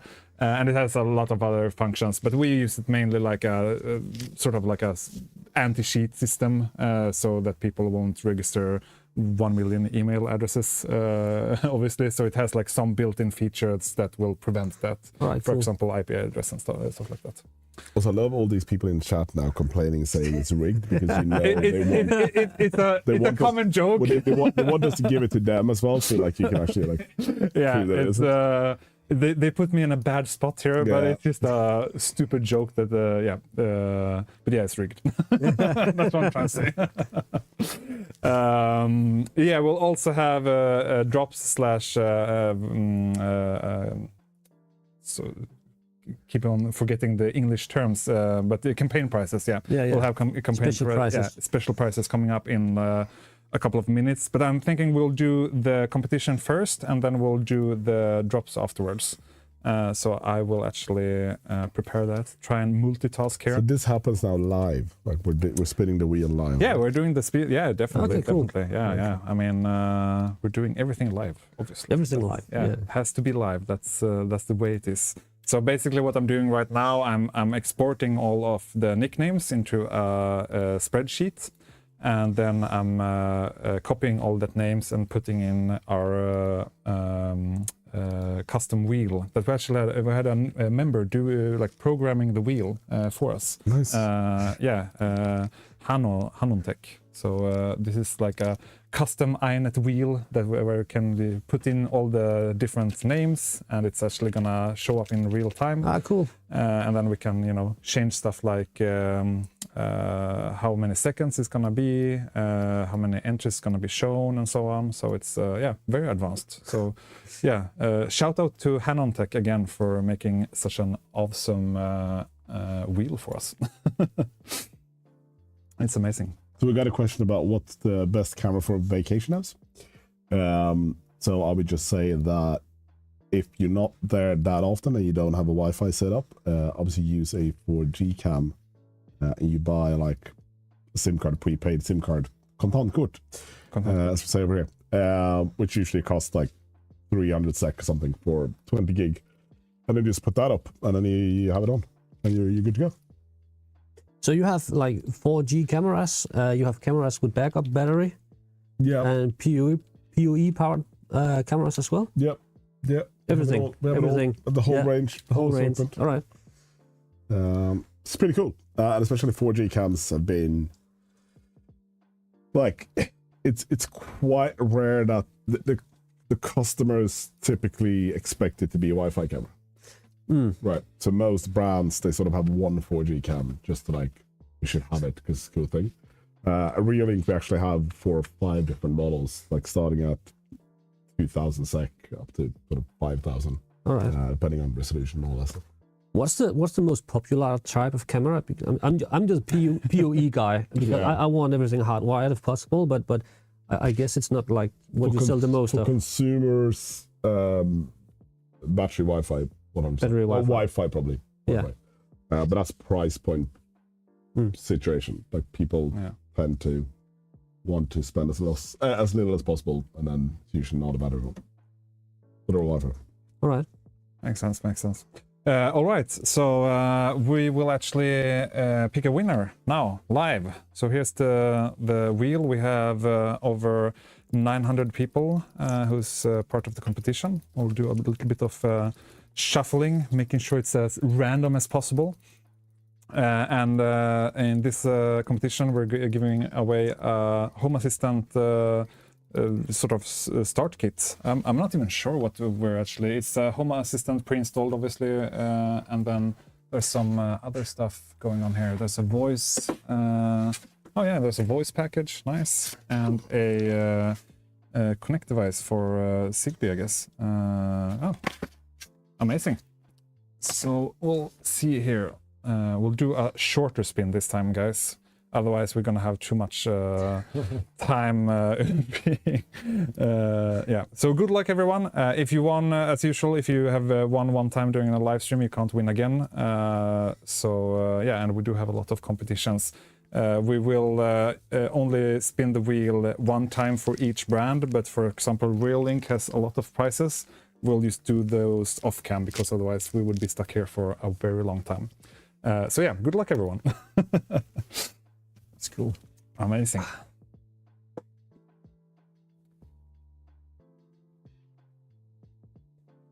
Was it a Zigbee or did I say I think wrong? it's a Sky Connect, right? So I guess the Sky Connect you can choose between Zigbee and Thread. I don't know if it has a C-Wave as well. I'm not sure, honestly. Oh, that's amazing. No, it says it's just a 2.4 gigahertz. So I guess it's not C-Wave because it's 868. Yeah. But might have Thread and Zigbee at least. That's amazing. Yeah. All right, Zetterberg, congratulations. You have won the Smart Home Kit from Home Assistant, and you'll get an email hopefully next week. Or tomorrow, if you're lucky, depending on how much I have to work, how much I have to do. We can actually start with the other competition for Reolink right away. We're gonna give away this bad boy. Yeah. So this is the one of your newest That's products? the latest one, yeah. Come out just like a month ago. Oh. And it is our first battery Wi-Fi camera that has a massive battery. So it's 20,000 milliampere battery in it. Should last you for a good year and a bit. It says 500 days on the packaging. Obviously, it depends on how much it's used. Yeah, exactly. Yeah. But yeah, 4K, auto tracking. Also something we call Color X, which means it can show you full color even at nighttime. Oh, which is really cool. that's really cool, actually. Yeah. So that would be the hero product right now. It's Nice, amazing. cool. So this one we'll give away live, and then obviously we will, if you guys get registered on this competition, there will be other cameras as well that we will give away off cam. If you win, you'll get an email, so you don't have to write on Discord to me. You'll get an email if you win. Perfect. How are we looking at the drops, Sebastian? Are we getting ready? Yeah, should be ready. Should be ready? Yeah. Nice. Let's. Yeah, sure. Let's wait for Sebastian to give us the go. Just go. Just go. Yes, go. Yeah, yeah. Ah, yeah. Super fast. Super fast. Yeah. Let's hope for the best. All right, guys. Yeah, you can put the link in the perfect Thrill House. Thank you so much for that. So here we have the drops for the evening. If you have suggestions, just shout to Sebastian and he will solve everything. Perfect. He's saying, yeah, sure, of course. Left the room. Sebastian just left the room, yeah. Amazing. So here we have the drops. There is 16 different products. We can start off with some Eve product. We'll actually do like this. We'll do on names instead. So Akara, we have two. Is it two different? Yes, it is. What's the difference between these? PoE and Wi-Fi. PoE and Wi-Fi. PoE and Wi-Fi. Okay. Oh, right, yeah. Look at that. It's a camera hub as well. It's a like you said, it's in the name. If it has the hub in its name, I felt so stupid when you said that. I was like, that makes so much sense, and I had no idea. I never really thought about the hub. But yeah, so we have PoE and wireless, and it's 40% off. Logga in för vissa är ju vanliga kampanjer. Absolutely. You guys need to log in. Jag kör det på svenska istället så det blir lite enklare för mig. Men som vanligt, det är då, ni behöver logga in för att se priserna. Ni borde mötas av en spärr annars, men det är inloggade priser som gäller. Priserna gäller tills 23.59 i vanlig ordning. Så från och med nu tills 23.59 eller så långt laget räcker om andra ord. Så vi har 4 produkter från Akara. 2 stycken kameror och sen har vi en hubb. Det var ju den vi snackade om här tidigare. Samt smart-locket här som Benjamin visade upp. Så att var ni sugna på dem och tänkte att det var nice produkter så passa på nu. Sen har vi 2 stycken produkter från Eve. Vi har en Aqua Smart Water Controller. 40% off. Och sen har vi en Eve Weather med Matter som är 37% off. Lite produkter från Govi också. Jag tror inte att det är några produkter som vi har satt upp här i studion. Den här har vi ju använt tidigare, vet jag. Men vi har den inte uppsatt just nu. Och sen en lightstrip och en golvlampa. Den här faktiskt det var just den här vi körde på events, bland annat på e-sport SM 2023. Så nice. Vi har lite lightstrip från Nedis. Vi har även mesh-system från Mercusus. I can't even. Yeah, I've been talking so much and switching between Swedish and English. It's like trying to make up a new language or something like that. Och sen har vi då lite Reolink-kameror. Vad du sa, de bästa kamerorna på marknaden? Så måste jag säga. Exakt. Men ganska bra mix där också. För då Duo 3 som är en PoE-kamera. 16 megapixel. Fet. Väldigt fet. Duo givetvis 180 grader. Så. Sömlös. Och sen är det Go Plus där. Det är en 4G-kamera. Ja, just det. 4G-kamera för det där priset. Det är otroligt bra. Och sen har du då en liten bundling då, som vi säger. Och då är det 2 4K-kameror. Det där är väl liksom kanske liksom det klassiska sort of batteri-wifi-kamera-kittet med då våran hubb som har jag tror 64 gigs minneskort som ingår i det där. Kan byta om man vill ha mer.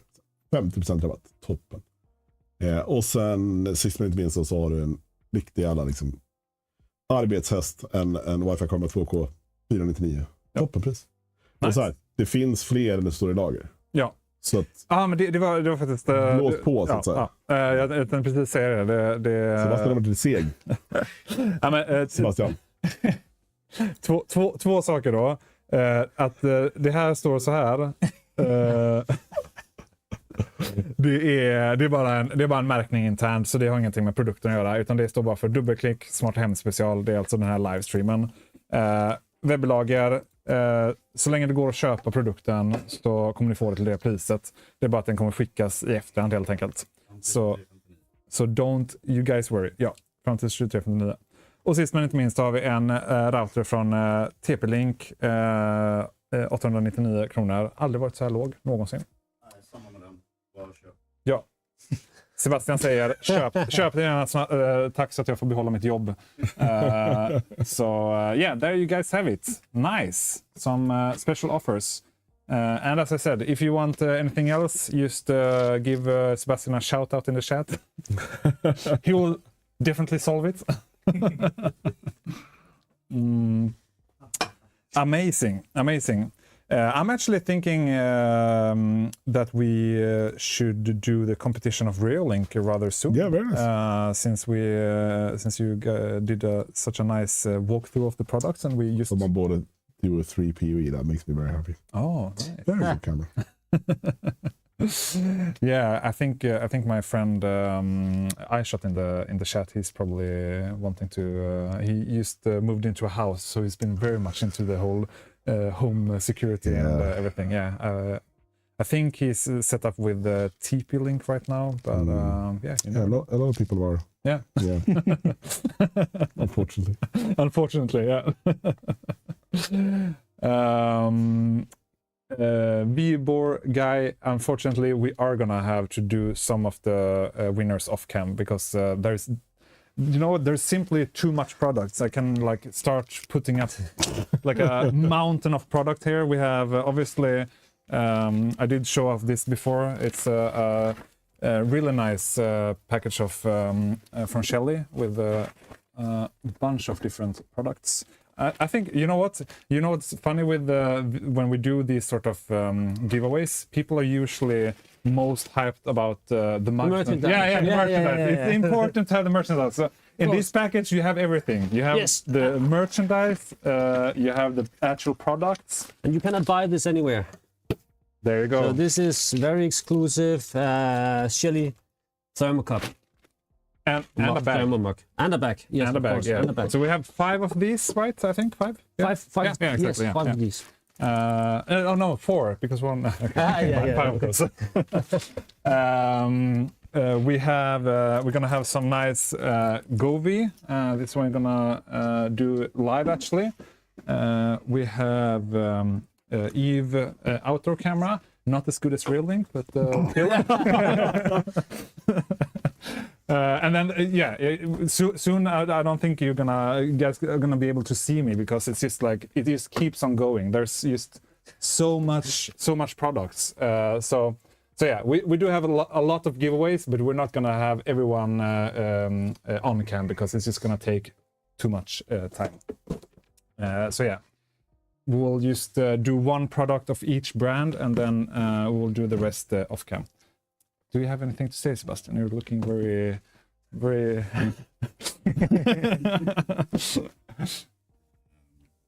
Tell us. I thought maybe we should mention that Eve just joined Works with Home Assistant. Oh yeah, all right, yeah. And so did Reolink. Yeah, so Sebastian's saying here that Eve and Reolink is working with Home Assistant. They used badge from Home Assistant. All right, so it's like officially works with Home Assistant. Yeah. I don't know how it happened for Eve, but what I find really cool for Reolink is that like Reolink is very much like community driven. Like we have our own forum, which is really active, and a lot of people like develop like connections to if this and that and all that stuff. And the guy who built the compatibility for Reolink and Home Assistant was actually just a user. Oh, and we now ended up paying him to like give him credit for the work he had done. This is amazing. Actually. Yeah, so he is now being officially recognized as the guy who brought Home Assistant to Reolink. Now, obviously, it's moved in-house, but this guy will be forever on the books as the guy who did it. Yeah, it's really cool. Yeah, that's amazing. Shout out to whoever you are. No idea. A really good programmer, I can imagine. Yeah, no, he would be pretty tech savvy. Yeah. Oh, that's amazing, actually. Yeah, really cool. All right, I'm gonna prepare the wheel of fortune here for Reolink. We're gonna give away this bad boy, as I said, and again, if you guys have any questions, please just ask them in the chat, and I'll try and answer them. I saw somebody asking for Homey integration for Reolink. Nothing official. Okay, yet. yet. Actually, it's funny. I will not reveal anything, but someone from home is watching, and he already texted me. Oh, can you give me the number of the guy from the yeah, link? no That was actually that's Abe. So yeah. connect you. So we'll Oh, very good, very good. Oh, amazing. I tried that at my previous job, and they didn't give a shit. So hopefully these guys will actually listen. Be good. Nice. All right. We did get a question about Gobi and the height of the. I'm not sure, to be honest, but I think I'm pretty sure we do not list it on. Don't we list it on our product page, Sebastian? The height of the. Right now. Okay. Yeah. Because I think that was actually the case last time, because I needed 1.3 meters Oh, in the specification, but that sounds quite. it's 1.8, this one. But I mean, maybe that's the other one you're looking at. Yeah, it could be different. So it depends on if it's the one here in the studio or the one in we're having at the drops. But the specification on Govi's websites are accurate, so I suggest to go on there and double check just to be sure. Better safe than sorry, as they say. But yeah. All right, let's see if I can. Oh, there's Abe. Yeah, Exactly. He added me on So cool. LinkedIn. I think. I guess you know why. Yeah, you know it is. Upcoming integration. Let's see. soon. Breaking news. Breaking news. You'll have it fixed by Monday, I'm sure. 2 more beers and we'll get it done. Amazing. All right, let's see here. Do we have any more questions now? Well, you guys will have to think of something to speak with, and then I'm gonna use do the wheel here. You can probably think about ways of I don't know. Talk about. Yeah, things. exactly. Yeah. Yeah. Why not? Maybe. So the Danish people know that you're called the Arabs of the Nordics? Or is that just a Swedish thing? Boom. No, actually, I was wondering, do you have, because we have many jokes about Swedish people. Yeah, no, there are a few. I was holding so much back when you're speaking about prices in Swedish kroner. I was like, how much is that in Danish? Because I don't know today what it is. No, it is. It's the only currency that no one understands. And it's actually locked into the euro, but we're still there. Why did you lock it at 7.5? That was so stupid. So 10. Let's do 10. It's Here we go. Yeah, so much easier. So much easier. Okay, I'm ready with the competition. Okay, go ahead. Let's switch over. Amazing. Okay, so now we're gonna do the real link giveaway. Obviously, we're not doing all of the products. There's too much. So good luck, everyone. Was about to install Shelly instead of Played standard in Sweden. Yeah, what about that actually? But the ease and support of that the question disappeared. Yeah, I saw it, and you know, Played is doing amazing. They have some really easy to use products. Yeah. And honestly, we could learn from that. So our CEO is an electrical engineer. He's really geeky. Mm-hmm. So he wants so many features. Yeah. So actually, we had a time where it was too complicated. Yeah. But now we are working towards making complicated things easy. Yeah. So we actually are launching, I guess, in firmware 1.7 should arrive next month. Mm-hmm. Some very easy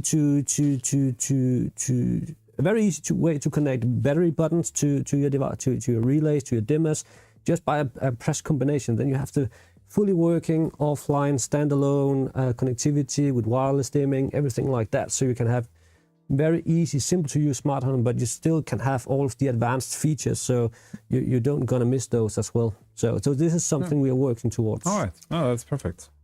You're obviously going to announce that. Yes. Yeah. Yes. We got the winner of the Real Link camera here, Master Gaming Pro. What Congratulations. That's Congratulations. amazing. Congratulations. Nice. I can't remember what the next giveaway is. It's it's actually a Homey Pro. So we can start that one right away. Do we have it on the table? Yeah, it's on the table there. Yeah. Like I said, everybody is writing gratis. so basically, long story short, it's a misspell of congratulations, gratis in Swedish. Yeah. Basically, the first live stream we did, we did this wheel, but it was wheelofnames.com, and we did like a crop of the websites. But we cropped it too much, so we cropped out the G, so it just said rattis. Rattis. And ever since it's been, part of the live stream. There's a lot of, history in this live stream. There's also, you can see Tina Turner right over there. Yeah.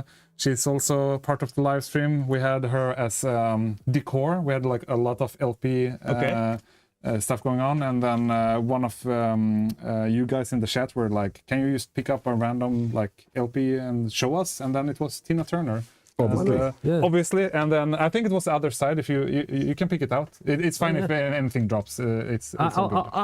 No, it's fine. Almost. It's fine. That's why I said it. That's why I'll try not to. So the back is obviously very even better. special, and that was the one that was revealed when we were, revealing it live. Yeah. What's love got to do with it? Is on it. So Yeah. Classic. So, a bunch of classics there. Yeah. So there's a lot of stuff happening here in the studio. Anyway, I was thinking, should you and me move to the table and show off some Shelly products? Actually, yeah. Let's do it. Yeah, let's do it. I'll get out of the way. You can finally sit down, Benjamin. Yeah, finally sit down. I can finally stand up. My legs. Yeah. Amazing. All right, I just need to figure out how to do this. It's all good. We'll do this, live. Yeah. The way it is. It's more fun that way. It's getting better when it's live, right? Yep. See here. All right. Let's switch over when you're putting everything up. This big. Let's try. Let's see how it looks like. I don't know if you can actually see it on the camera. Maybe we should tilt it a bit. I don't know. Let's. We'll be able to see most of it. I think. Yeah. Yeah. We also do have like a top-down camera, so we can show off some of the products top-down view as well.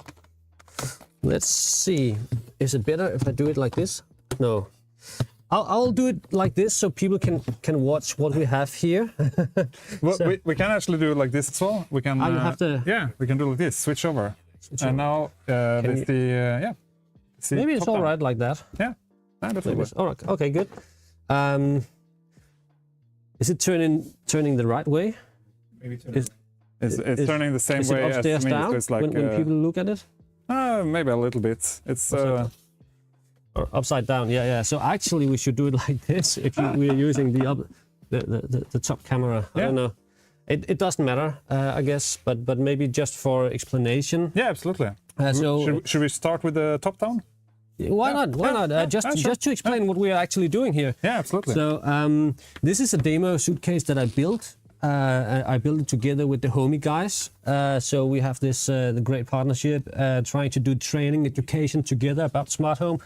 Just like Benjamin, I like the open smart home, and I like when stuff can work together. So of course, I prefer Shelly over everything else, but I also like working well. So if we cannot solve something that a Kara can solve, why not work together with a Kara or work together with Govi or whoever who have things that we cannot solve. And for that you need to be open, and we try to be open and work with as many smart platforms as possible. So we have the Homey Gateway, which is a great partner. We also work with Home Assistant, Smart Things, of course, all the major companies like Google, Amazon, and so on. But we have more than 200 different partner systems. So you can pick your preferred smart home platform and integrate Shelly into that platform, which gives you a lot of flexibility, and you don't kind of put everything in one bucket. You don't have to only use Shelly. Or the Shelly app, you can even integrate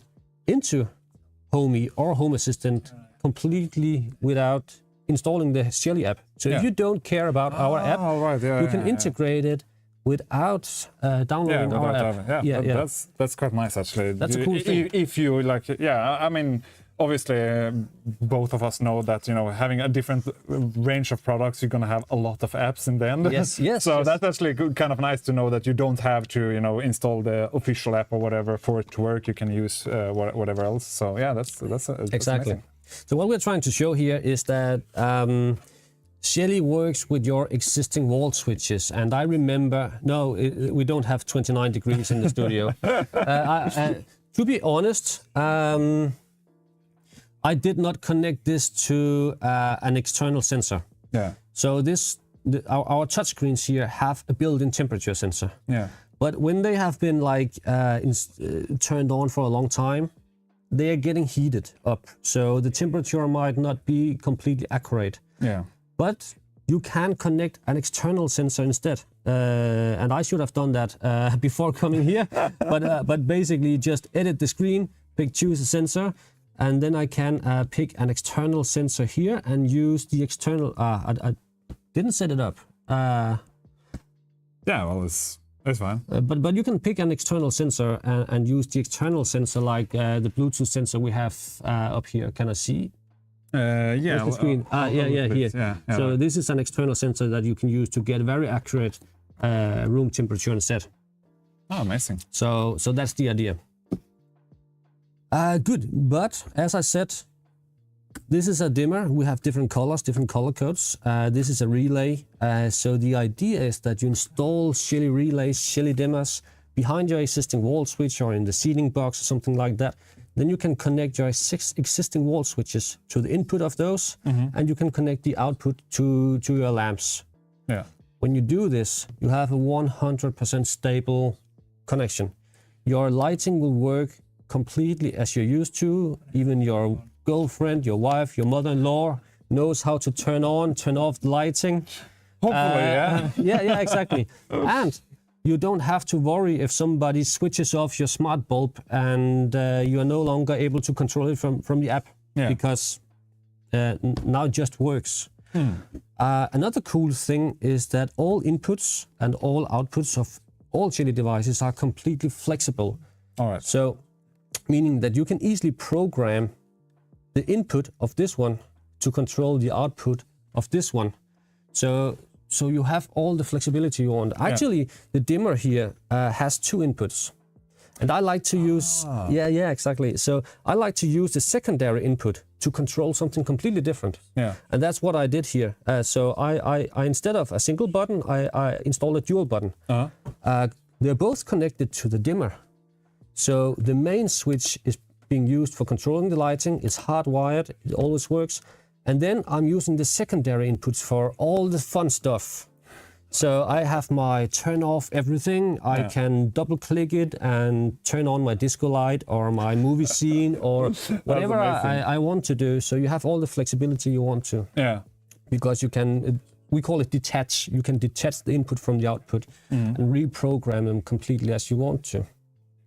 So that's the idea behind this, and this is how we are doing for the training. Actually, so this is the single touch screen here, just to while we have the camera. Yeah, absolutely. Yeah. So this touch screen here is based on Android.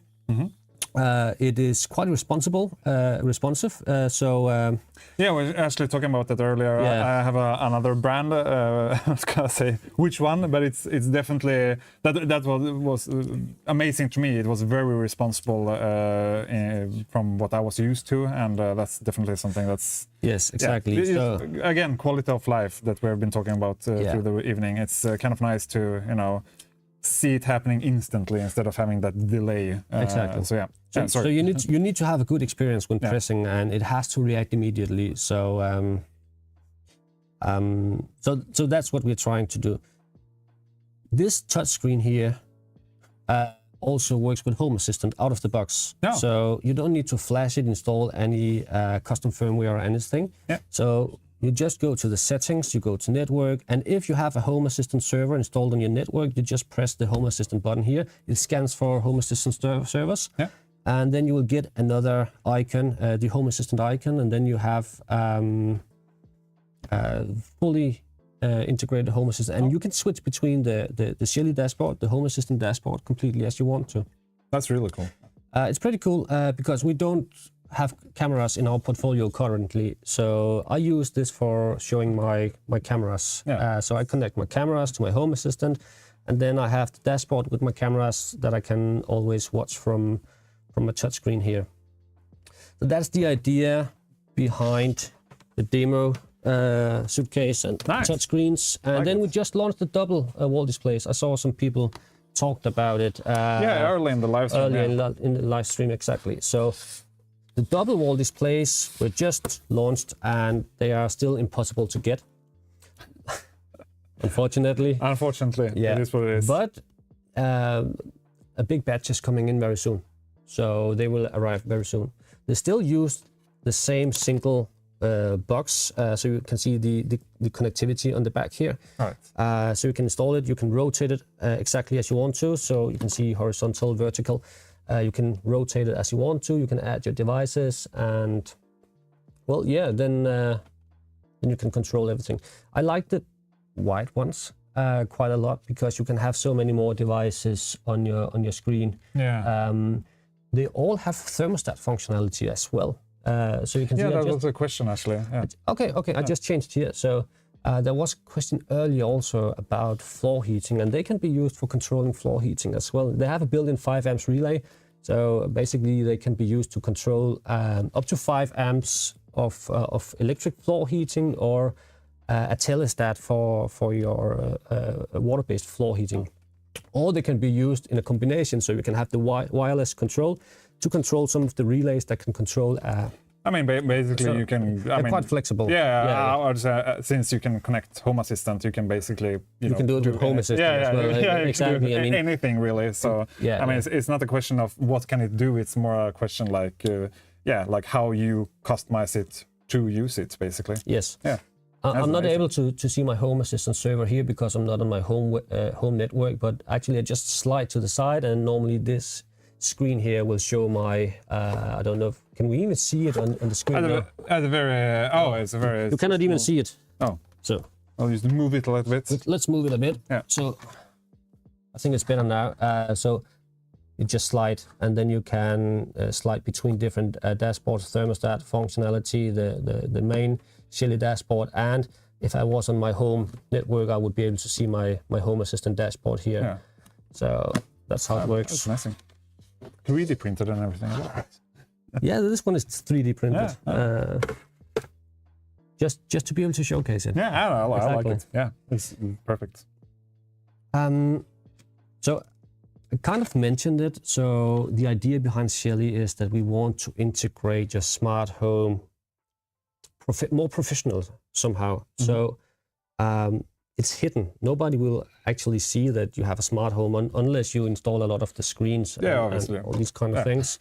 But we have different kind of relays in different form factors. So you can build them into your electric panel or behind your wall switches, and then you make everything smart. And one thing I always tell people to remember or keep in mind when they're building a smart home is, can you sell your house as it is? Will it work if you disconnect your Wi-Fi? Because I've tried that. I've sold a house. Yeah. It was very good smart home, I would say. But when I cancelled my what do we call it, internet provider and removed my Wi-Fi, not everything worked. Yeah. So I had a problem when the new house owner actually moved into the house, and I had to fix it. So keep that in mind. Will it work if you disconnect your Wi-Fi? And it will always work if you make the hard wiring, or if you at least keep your local Wi-Fi as a part of your house, and have local connections. Yeah, exactly. Because a good thing is that every single Shelly device also works completely local. You don't have to rely on the cloud service or anything like that. They can work local. So that's a high priority for us and for our development team. Yeah. It's actually, I had a coworker, Simon. He actually had that problem as well. Like he had like a smart home apartment, and everything that he built when he sold it, it was, you know, like, yeah, it became a problem. He ended up actually, he didn't use Shelly, he uses Plaid, but he ended up switching everything to Plaid because they're good at working locally on their Bluetooth. He needed for it to work, like, obviously, but yeah, that's definitely a thing to keep in mind if you're owning your place, apartment or house. Yes, it's super important. Another thing I want to highlight a bit is that we have a lot of different colors, and sometimes people get confused. Why do you have all the colors? Do you just like rainbows and colors? And of course we do. But the colors defines the functionality of the products. So we have some blue devices, some red devices, in different form factors, in different sizes, but they all do the same job in the end. Yeah. So that's the idea. Yeah. So if you want to have a central installation where everything is installed in your electric panel, then you can use the DIN rail components. Yeah. If you want to install them behind your wall switch and you have plenty of space, then you can use the regular sizes here. And the regular sizes has, if it's a relay, 16 amps of relay. They comes with power metering inside. They also comes without power metering, but with a dry contact instead. It's getting a bit technical for some maybe, but different functionalities. And if you have very limited space, then we have the minis here. The minis are limited to 8 amps relay. But still, 8 amps is very often more than enough. And the sizes are pretty small and they fit almost everywhere. That is very tiny. Yeah, very tiny. Nice. So that's the concept. The blue ones are called Shelly 1. Shelly 1 is like a relay with dry contacts, meaning the blue ones here can be used to control your garage door. I saw one in the chat in the beginning who installed actually Shelly for garage door control. So that's nice to hear. They can control garage doors. We also use them quite a lot for controlling heat pumps. Yeah, so for heat pumps, there's a standardized interface called SG Ready, Smart Grid Ready. And Smart Grid Ready heat pumps uses two contacts. And if you have a dry contact, you can switch them into different combinations and you can set your heat pump into boost mode to heat up your house when the electricity prices are cheap, or you can make it turn off or whatever, depending on what's happening. Yeah, obviously. Exactly. And that's the idea. There was a question what this product was, and this is the Shelly Wall Display Plus. Sorry, this product. X2 or double or whatever you want to call it. Yeah. What was the question? Sorry. What product it was? Yes, Shelly Wall Display X2. X2. Okay, X2. sorry. Yeah. Exactly. The green ones are dimmers. Yeah. We also have a built-in wall dimmer, as we had it in the suitcase. They have some cool features. Automatic calibration feature, for example. So when you install them, they can automatically recognize the type of consumption that you have from your light. Is it a LED light, or is it a halogen bulb, or whatever? And then we'll try to optimize the dimming to the bulb you have. And if the dimming curve is not perfect on your bulb, it will try to smoothen it out so you get the smooth dimming and everything like that. In terms of technology, because we should talk a little bit about technology, I think, and wireless systems. As I said in the beginning, we use mainly Wi-Fi. Yeah. But the products are multi-protocol products. All the DIN rail devices also supports RJ45 LAN connection. So if you want it to be hardwired, you can do that. All devices has Bluetooth connectivity as well. We are not controlling them via Bluetooth like Plaid are. Just to compare with Plaid, Plaid has a system where they make the mesh, the Bluetooth mesh system. We don't do it like that. All right. But we can make a standalone solution. So we have a Bluetooth button here. This one can be connected directly to a relay or to a dimmer, and then we can have the direct control to make sure that everything just works offline. Yeah, exactly. Yeah. Exactly. Do I say played wrong, or is it plight, or how do you pronounce it? No, definitely no. I think there's a lot of like comparisons between Shelley and played, obviously, okay. and I think also it is. They were talking about how easy it is, accessing when you buy a house that's already integrated with a certain product. I think that's the thing that we were talking about earlier as well. That with Shelley, that's going to be the same case. That exactly. You can do that.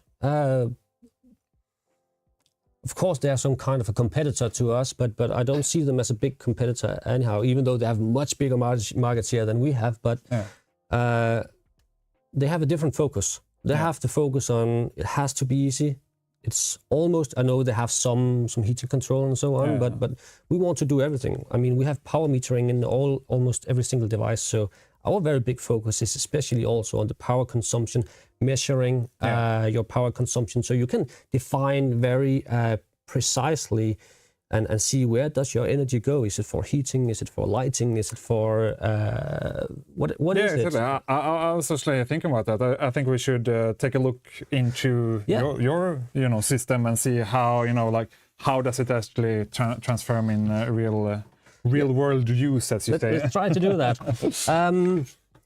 Before I forget, because I mentioned Wi-Fi, I mentioned Bluetooth as well.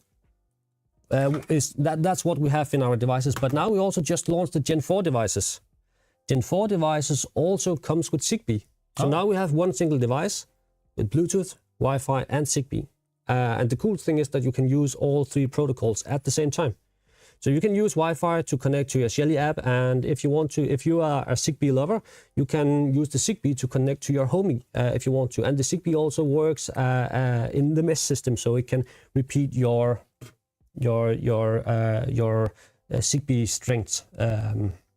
So it will actually repeat it. Yeah, that's quite interesting. Like, I mean, especially if you have like different systems that you can use the same device for. Like basically, if I understand you correctly, 3 different systems at the same time. Yes. Yeah, that's amazing. Exactly. That's really cool. So you're completely. I mean, with all of the integrations, you're independent. Yeah. With the technologies, you're also independent because you can also just use the technology you want to, basically. Yeah. It's quite cool, and of course they also have Matter. All the new Gen 4 devices. We just launched Matter on our Gen 3 devices. So if you like the Matter standard, then yeah, that's a question. Does it work with Z-Wave or C-Wave, depending on how you pronounce it? Not these ones, because the thing is that Zigbee, Bluetooth, and Wi-Fi all uses 2.4 gigahertz technology. That's why we can combine it in the same device on a multi-protocol chip. We have a separate range. I didn't brought the devices, but we have a range of devices called Shelly Wave. And if you search for Shelly Wave, we have a pure C-Wave range that you can use. That's the 868 megahertz technology. And actually, we just launched the Z-Wave long range in Europe as well, meaning that we can have up to 1 kilometer of wireless range between 2 devices. Oh, that's pretty cool. That's amazing. Yeah, definitely. All right, perfect. Yeah, we have so many stuff. No, keep going. Let me just mention this one. It's pretty new. We have something called Shelly add-on, and maybe it's difficult to see. I don't know on the screen. It's a small add-on module, and we have the old add-on module here. The old one is Shelly Plus add-on. That's an analog and digital input module. You basically just connect it to any relay with this form factor. So it can read external sensors like analog and digital temperature sensors, humidity sensors, pressure mats, distance sensors, all kind of sensors. So you can make some really, really fun stuff with those. The new LoRa add-on, it was just released a week or 2 ago, I think. It's really new. There's a very limited devices on the market, but it's a long distance communication module, meaning that we can have up to 5 kilometers of wireless distance between 2 devices. So you just plug it, you just connect it to one of the Shelly relays, and then you have up to 5 kilometers wireless range between 2 different devices. So you can, I mean, if you have no Wi-Fi or anything in your basement and you want to control your garage door, You can do that if you are, I don't know, if you have a big garden or whatever and you want to control some lighting outside, it's possible with these. They can even mesh, so we can even now make street lighting with those to control street lighting or whatever. The possibilities are endless. Yeah, the range is actually quite insane, to be honest. Yeah, that's amazing. That's in like what do you call it? Free air. My colleague Mikkel just tested it actually today inside a city in Aarhus, Denmark. He tested I think it was 1.2 kilometers inside the city with a lot of houses and cars and so on. So I think it's pretty good. Oh my God, I need that. Yes. Amazing. Good. All right, let's take a look at the smart home house. Can I switch over? Yeah. I don't know how you switch. I'm gonna switch over. Okay. I just want to make sure, so there's. I think there's no private stuff here. Let's see. No, since it's connected to your actual house, just want to make sure. So let me just quickly explain a little bit about the platform that we use and show some functionalities. I will show a bit about Shelly. I'll also show my home assistant solution and also a bit about Homey. Talk about different ways to make a smart home. But I will talk a bit about how I did it. So it's pictures from my house. It's actually for sale if you want to move to Denmark. So feel free. That's amazing. I love this. Where can we find it? I'll send you. Can we send the link in the chat? No. It's in Danish crowns, so it's very expensive. Amazing.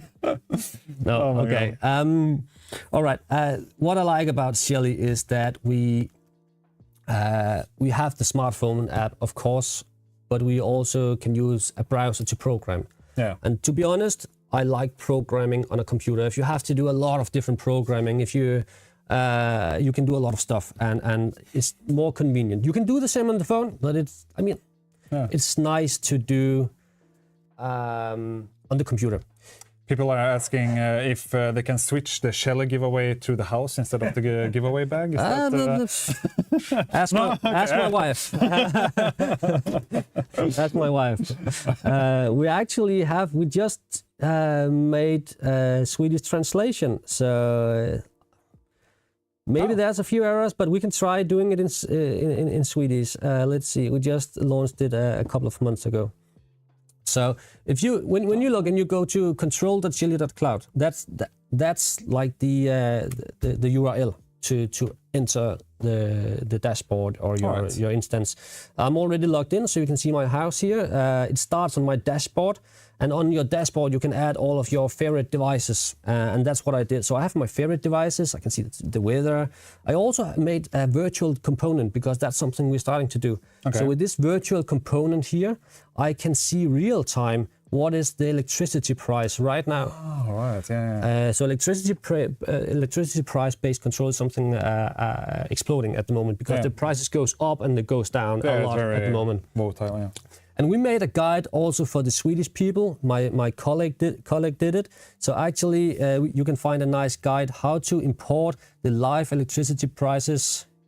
Who's Jim Quick? You can see all of my favorites up here. Jim Quick is he has an amazing brain. So that's another topic. Google him. I read his book. It's amazing. But we can extract prices live, and we can make automations based on the actual electricity price, and also, for example, I have this pool pump. So basically, you can do like a little bit whatever you want with that one. It's like programmable, or it's very simple. It's very easy to program. I can show you a brief example. For example, my pool pump, it's quite expensive to keep it running. It has to run for 8 hours a day to keep the water clean. And if I start it up here, you should be able to see the power consumption. Maybe I should zoom in a bit. You can see the power consumption is approximately almost 300 wattage for this pool pump. Yeah.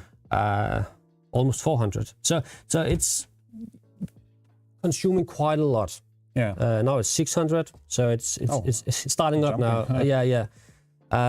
cool thing is that now with this, I can tell this single Shelly relay to only turn on in the 8 cheapest hours a day. All right. So it will figure out, because it can read the electricity prices for the next 24 hours, and then it can automatically find out when do we have the 8 cheapest hours. It doesn't matter to me when it's turned on or turned off. Just turn on when the electricity is cheap. Yeah. So it takes like 10 minutes to set up, and you save a lot of money. Yeah, definitely. It's quite amazing that you can, You can create different dashboards. So I created one for my floor plan. It's pretty nice, I think, because when you go to my home, you have a lot of rooms, and sometimes it can get a bit messy. So that's why I have my dashboards, where I just added for my floor plan, my rooms of my floor plan. I get the quick overview. What is the temperature in each room? Are there any activities? So you can actually see there's some motion in the kitchen. So I guess my wife is there, or my kids, or something like that. I also created a group here, so I can very quickly turn off all lights for the floor heating. For the ground floor only. Yeah. So when I go to my first floor, I can go to bed. I can very easily press one button and it turns off everything. the whole ground floor. The ground floor. Yeah. So quite convenient. I made the same for the first floor. I made the temperature overview. So you can also see here, I have some relays for controlling my floor heating. So on the first floor, we have like 4 strings of floor heating. Yeah. We use radiator thermostats for the ground floor. So you can see no floor heating is turned on. It's almost summer in Denmark, it feels like. But I can easily see when is my floor heating turned on, when isn't it. I can quickly set the target temperature for the rooms. And so this, for example, is my kid's room, William's room. So if I turn up the target temperature, hopefully the relay for his room should turn on, and it did. So so that's why. So you can just quite instant as well. You can just change the target temperature, and then the relay will automatically turn on and off based on the target temperature and the current temperature. Right. So that's amazing. Yeah, I have to turn a bit more down because there's what you call it. 0.5 degrees offset, or all right, yeah. All right, great. A good way to convince someone your house is haunted, as long as they don't know about the smart home stuff. Yeah, for sure. That's definitely, and that's what you can do. Like, that's the whole idea with Shelly being hidden. You know. I'm not sure if your home would qualify as being a hidden smart home, but that's amazing. That's a question about the premium plan. Let me just, very important to mention, the app is for free. It's completely for free. You have all the basic features you will need for free. But we are trying to add some, I don't want to use the word, AI features, but also giving more cloud space. So if I go to the energy consumption, that's a good example. We are uploading constantly a lot of energy to our cloud servers. Yeah, it could be quite interesting to show. Actually, I have a dashboard so I can show how much data. You can all see it if you go to shelly.com, and if you go to here, the real-time dashboard, you can see real-time how much energy consumption are being uploaded to our servers. Oh, right. So it's important to tell that the cloud service, you can decide if you want to use our cloud service or not. You can turn it off. You don't have to share anything, but of course we can store your energy consumption data and so on. So you're able to go to the history and such things. You can see for the last minute we uploaded 33 gigabytes per minute. That's the last minute. For the last 24 hours, 34 terabyte. Energy data. So that's why we added the premium, because a lot of people started to ask, can you store our data each minute? Energy consumption data. Right now we store the average for per hour. So if we have to store it for each minute, it's 60 times more energy data we have to store on our cloud server. So you get 1 hour interval for free, and that's enough for most people. Obviously. But if you upgrade and it's like €4 per month, then you get the 1 minute intervals and you get some extra features at the same time. Yeah. But it's fun data, and this is only, again, what we can see. There's no personal information leaked or anything here, also important to tell. But just today, there has been 1 million executed voice commands, only with the Shelly app. I mean, if you add Homey, if you add Home Assistant, Exactly, if you add, yeah. I mean, it's crazy how much is going on. 87 million executed automations. That's also quite funny. Again, that's the only thing we can see. So no data leaked, and you can always turn off if you don't want to you can opt out. share this data. It's completely up to you. If you go to your device settings. That's actually a good question. Is there a Shelly hub, or how do you connect all the devices through this interface? Good question. You can start with one single device, no hub needed. So just buy one device, you connect it to your home Wi-Fi, then you're up and running. Yeah. If you don't like it, you can throw it out, sell it on eBay or whatever you want. It's not super expensive, so I think it's an easy way to start, and then you can scale up if you like it. That's the Wi-Fi thing. If you want to use the Zigbee, you can buy a Homey Hub, or you can buy. If you are the lucky guy who won the Home Assistant with the Zigbee stick, then you can connect it to Home Assistant as well. So, of course, for using Zigbee, you need a hub, but for Wi-Fi, you need router and a Wi-Fi internet. Yeah, exactly. About the energy dashboard. So this is a big focus for us. So you can see right now my total house consumption at the moment. So I'm consuming 443 wattage at home. Are you all right over there? Fine. You can also make categories to your devices. So if you go to a single device inside the app, let me find my pool pump, for example. Then you can define here. Shit, it's in Swedish. Yeah, I was just about to say, you're gonna find this now? Yeah. Well, I do. I mean, it's fine for me to read Swedish, but when you speak, it's going to be different, obviously. There's been a bunch of questions and comments about that, but I think it's just easier for everyone involved that we keep it to English right now, at least, and then we'll. Or we can speak very slow, then it's all right. Yeah. Amazing. Yeah. Now here you can define the category for your devices, and when you have defined the category, the devices will be shown in different categories in your energy dashboard, and then you can see where does your energy go. This is the live view, so this is how it looks right now in my house, and you can see it per room, per device if you want to. So most of the devices has built-in power metering. Some of them don't, so obviously for those you cannot get energy data. We also have the historical data here, so you can go back for the last month, for example, and let's take my March. In March, I consumed 836 kilowatt hours, equal to 1,255 Danish crowns. So you can also add your electricity prices. Yeah, I was just about to ask, is that something that's connected directly to your subscription for electricity, or is it just like... Well, it's for free. You don't need premium or anything. No, I meant is that like real-time your actual cost, or is it just based on a general... So you can see here I have the live tariff function. So you can set up live tariffs, and here's a complete guide how to do it. Yeah. You can also just add if you have fixed electricity prices. I guess in Sweden you have hourly prices too. Exactly. Depends on what each person has, basically. But we do have hourly prices as well. Yeah, I know in Finland they are switching to quarterly. So every single quarter you get a new electricity price. So it's also very hyped there.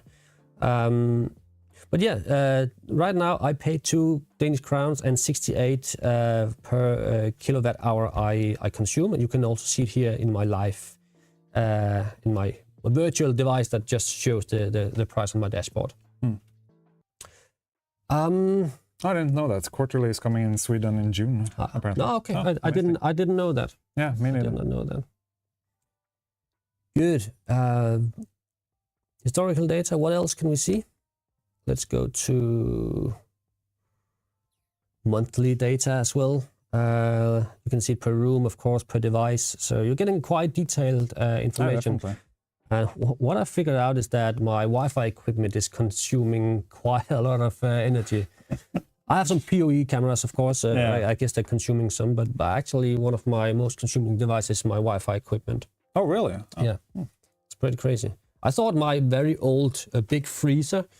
Yeah, exactly. It's consuming nothing. Oh. Nothing compared to. We have monthly reports. That's the thing that requires the premium, of course. But if you have the premium, it's quite fun to see. You get each month a new report, so you can see total energy consumption. You can see which weekday was your most consuming day, at which time. So 2 o'clock in the night. It fits quite well because I have the electric car, so it starts charging in the nighttime, and it peaks around 2 o'clock. Which device, which was the most consuming day. And you can also see the average, how you consume your energy during the day. I mean, I like energy, so for me it's fun. I guess some people don't care at all, but still fun. No, it's going to be personal. I mean, obviously there's going to be a person who really deep dives into these and have to, really configure it, each and different device to make it work better and whatnot. So I think it's definitely interesting. I mean, I would say, to find the different devices that, takes a lot of electricity, that's definitely going to be interesting. And to, measure the smart home. I mean, that's part of why you do it, I would say. At least for me. I mean, we have different opinions of why we do smart homes. I do it because I like it. It's fun. But I also do it because it makes my life easier. As Benjamin said, we have the funny stuff, the fun automations, and then we have the automation that's just practical, just nice to have. One thing that I like is just when I open my door, the light automatically turns on outside. If it's after sundown, and because for some reason I have to go out the trash, I don't know why, in the evening. But I do that. So just small things that the lights automatically turns on, automatically turns off. It's the small things. We made one funny automation. Actually, we used the add-on module. I have kids and they wake up very often in the night. You can buy, like, in Denmark it's called a cat mat. It's a mat for cats, so when they step on it, it rings a small bell. You can remove the bell and install this one.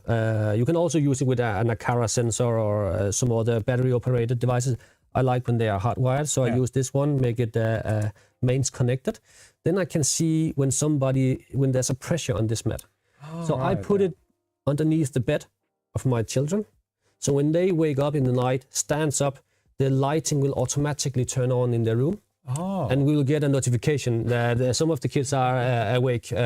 Maybe you should check, or maybe you should not check. And when you get older and you have to go to the bathroom in the night, so again, it's very easy to set up an automation that tells, okay, Dennis stepped up to the bed. It's 2 o'clock in the night. He probably have to go to the toilet now. So then it turns on lights to the toilet on a dimmed level, dimmed brightness, of course. That's amazing. I love it. It's just fun, but it also works quite nice. I mean, function and fun, to be honest. But it's fun, but it's also nice features, nice functionality. About alarm systems, for example. A lot of people have the keypads to turn on, turn off alarm systems. But why that? I mean, I've had alarm systems now for 5-6 years. I'm using Homey actually for my alarm system. There's a cool app called Heimdall. All right. You can download for the Homey app. And in Homey, you can see, are you at home or is your wife at home? And then I just made some simple automations. So when the last person, what do you call it, leaves, exactly, thank you, leaves the house, the alarm turns on. The lights turns off. The door locks. Everything happens. The television turns off. You don't have to think about anything. You don't have to think about anything. And when the first person comes home, the alarm turns off. If it's later than sundown, well, then the lights also turns on in the driveway and all these kind of things. So it's very convenient just to come home. The light is on. The alarm is off. It just works. And that's amazing. And now it's on the market as well, guys. So. It's on the market. Yeah, exactly. Amazing. Yeah. Is that detected by your phone's Bluetooth? It could be, actually. It could be from the phone's Bluetooth. It could be detected also. We have some small Bluetooth buttons that you can carry around with you in your keys, but actually I just use a geographical location. So the alarm turns on when we are more than 100 meters away from our house. We have a big backyard, and I don't want any mistakes. I tried that. A funny thing could be talking about all the shit that you should not do with smart home, because I've tried a lot, and there's a lot of funny stories out there.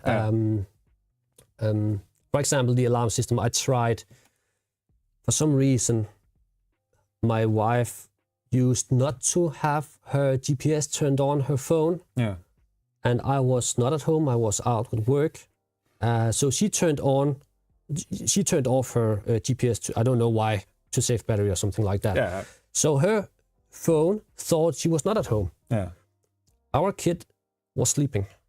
So I thought it would be fun to make all of my Sonos speakers blast heavy metal music when the alarm turned on, activated. Yeah.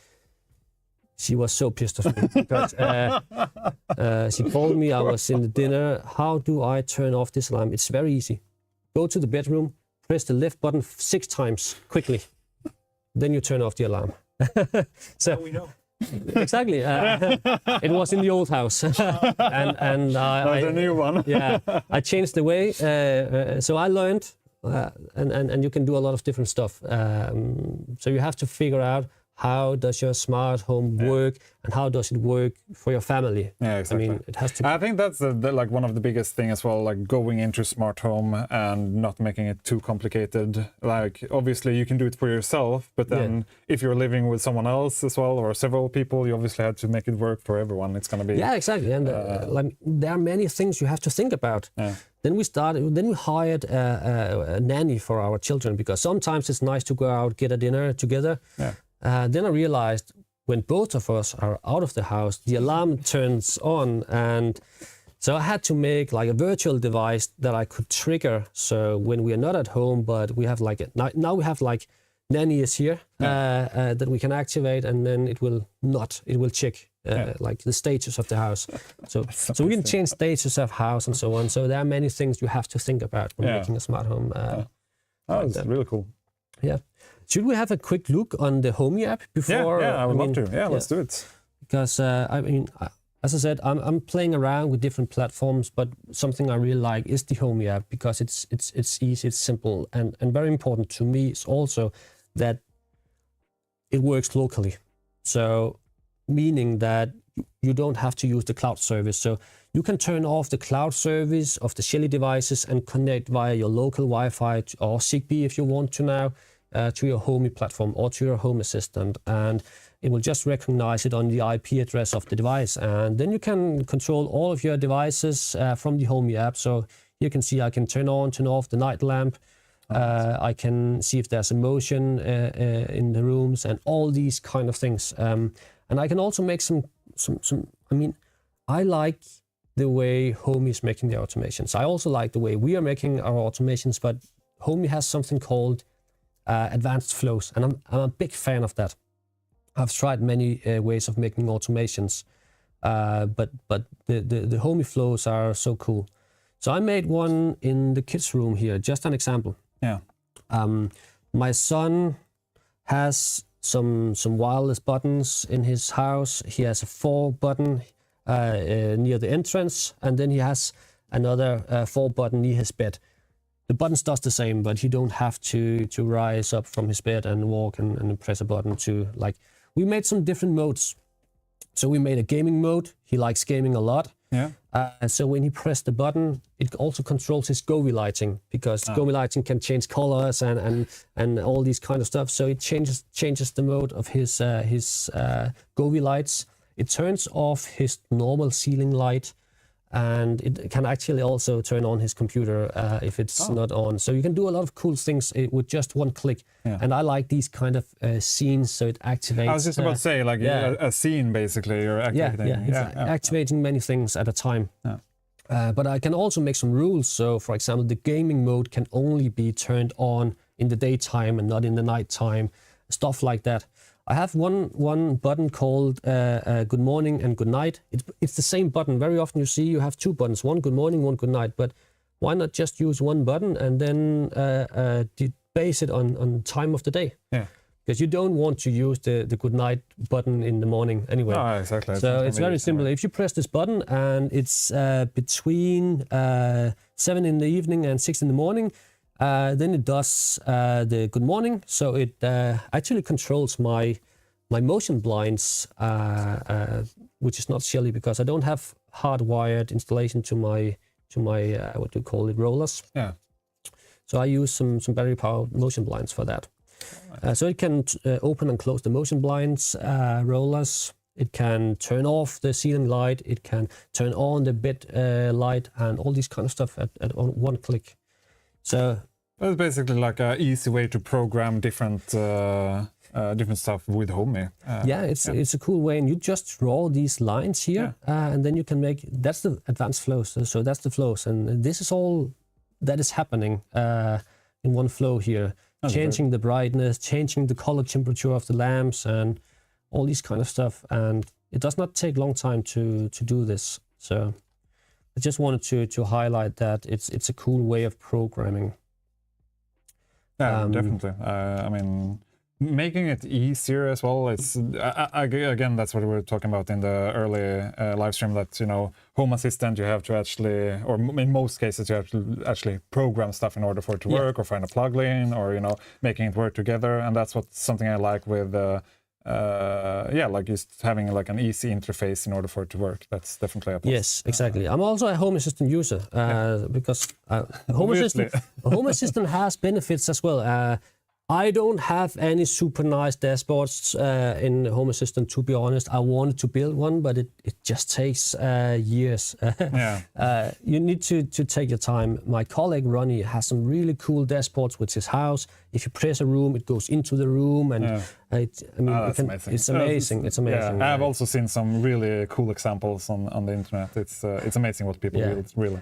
I use it to check also home away status of me and my wife. I use it to control my coffee machine, to combine it with all these things. But especially I use it for cameras as well. And talking about AI, you actually have some very cool integrations, AI integrations with Home Assistant. So it can do some nice stuff. It can check exactly what kind of people, what are people doing. It can give you reports about it, but it also reacts very fast. So I don't have any like traditional NVR. I just use Home Assistant. Then I installed a small Nook computer with a lot of space. So I think I have 2 terabytes or something like that for storage. I actually got a good question here in regards to Homey. Are you able to remote to Homey when you're not at home, or is it a paid service like Home Assistant? No. I'm just using. I guess then it's using the cloud. It's for free. I don't pay for it. So for Homey, you get everything. The only thing I pay for is backups. I think it's 8 Danish crowns or something like that. It's nothing. Then I get like free backups, and that's nice to have. But no, for Homey, you just go to the URL my.homey.app, then you log in to the cloud service, and then you are able to log in and to access your home. So that's pretty easy. Nice, amazing. All right, have we gone through all the? Do you have more secrets lying around, or do we feel? I mean, there's so many stuff to talk about. But I mean, we have monthly trainings actually. Really? We call it the basic training. We have on the last Thursday every month. It's free, of course. It's 2.5 hours with only basics of Shelly. How you make sunrise, sunset. How you make scheduling. How you make simple automations and stuff like that. One thing I want to mention is how I use, again, my house, because I could move out. As I said, my house is for sale, just to... if anyone missed that. If somebody missed that. No, I can move out of my house tomorrow because it's so easy just to hand over my installation. All the main programming is done in Shelly. So I just just leave my router. I made it in a way so I can give away the password for my IoT network where my Shelly stuff is connected. Yeah. Then I can move out and they can continue using all the smart features. But I also made it in a way so it works offline.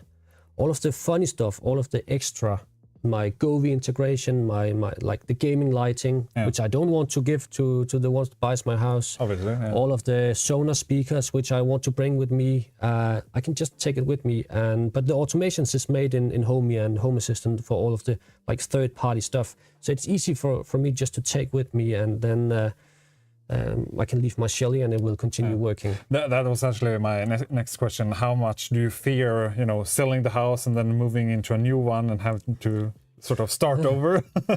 I don't fear it anymore. I learned from the last time. Oh, okay, yeah. It will never happen again like that. Amazing. I love it. Yeah. All right. Do we have any more questions in regards to Shelly? Please ask them now. Otherwise, I'm thinking we'll go back and we'll do some more competitions, and then we will, slowly end the live stream, I think. Yeah, perfect. Definitely. Can you explain all of the colors of the devices? Can I do it? I can do it very quickly. Yeah. You just need to be ready taking a screen dump in a minute. Oh, okay. Then I will switch over to the camera. So,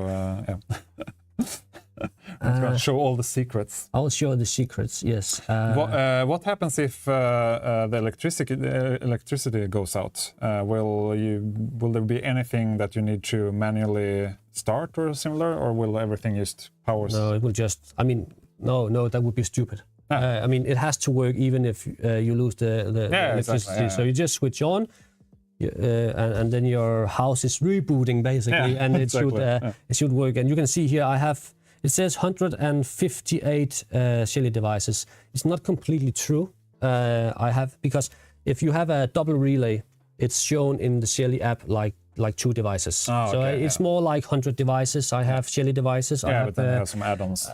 You can see I have 5 offline at the moment. Most likely it's some battery devices that I need to charge, and some test devices that I brought here. Mm-hmm. So it's very reliable, very stable if you do it right. But you have to think about how you set it up. Yeah. I have fixed IP addresses, static IP addresses of my devices, so there will never be any IP conflicts and so on. So that's a different thing you have to think about if you want to make more professional smart homes. We do installations, also professional installations with more than 1,000 devices. We make hotels with Shelly devices on right now. So we can easily have thousands of devices if you do it right. Back to the color codes. Give me 1 second because Can I show the screen or should Yeah, no worries. I have nothing to hide here. Tomorrow morning we have the training in Danish. If you want to join,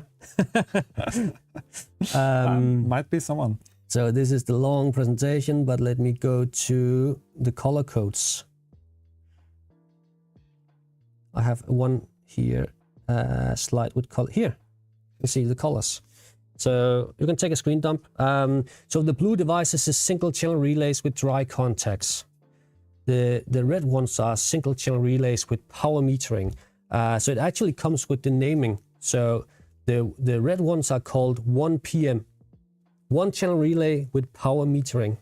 The black ones here are called Shelly 2 PM, 2 channel relays with power metering. This one here is called Shelly 4 PM, 4 channel relays with power metering. I think you get it now.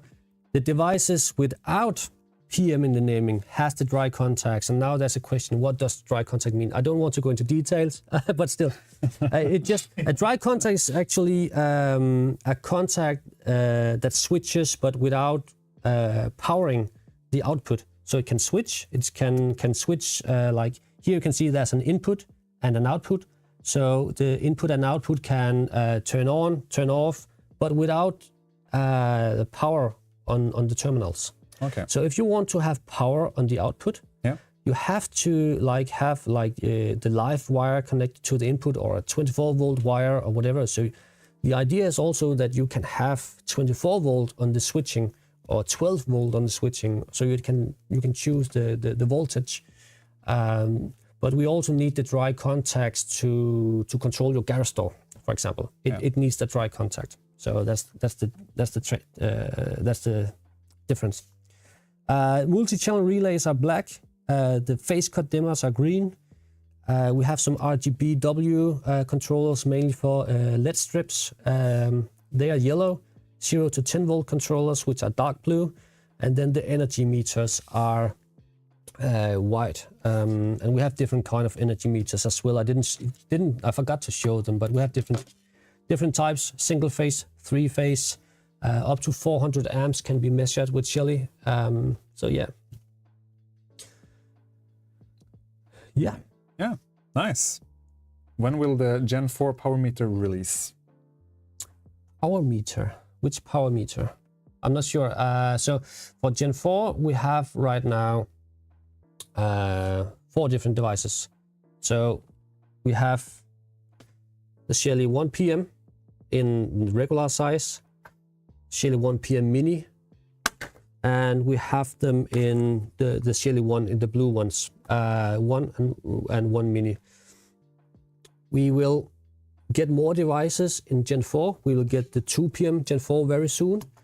We will get the i4 Gen 4 in a couple of months. We will get even DIN rail devices, if that's what you're talking about with the power meters in Gen 4. But that will be... I think he's talking about the EM, the Shelly EM. The Shelly EM, the energy meter, yeah. So... All right, yeah, that makes sense. The white version, just energy metering. There are 2 different energy meters. There's the Mini, EM Mini, which will be the new one. It will arrive. I don't want to promise anything, but hopefully in 1 or 2 months. And then we have the bigger version. That's the same. All right. Yeah. There's a question about a P1 port on electrical meters. If I can jump in and... Yeah, absolutely. Yeah, sure. I think Sebastian has to activate your mic. Oh, sorry. Yeah. You have to work. You have to work. Am I live? Yeah, you're live now. No, I just wanted to say, not to jump in, but he's been asking a couple of times. So the P1 metering, actually Homey has just launched their energy dongle for specifically the P1 port in electricity meters. And it's a really brilliant device. It's Wi-Fi enabled. You don't need the Homey Pro or Homey Hub in any way. You can just buy the energy dongle, plug it in your electricity meter, and use the Homey software for free, and get all of your energy consumption live data in there. So they can use that. Or also Friend, a Danish brand, has one for P1, but also for the hand meter port, and also one for ports where it just blinks. So that's an easy way to get the power consumption out of the actual electricity meter. And then you guys exactly. will have a lot of solutions. So exactly, as well. And the difference is that Homey with the P1 port is extracting data or reading data from the energy meter. We are using some clamps. So this one is the latest one. I don't know if you can see it.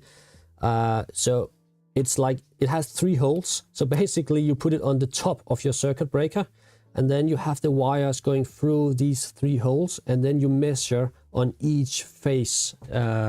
So here it's the Shelly devices measuring and not extracting data. So these devices measures both directions, so you can see if you are consuming devices, or if you're consuming power, or if you are producing or more power than you're consuming. So that's the difference. And we have these here with combined holes, combined clamps, and then we have with the single clamps. They're quite big, actually. Sorry for going off the camera. No, it's all good, all good. Maybe I should show here.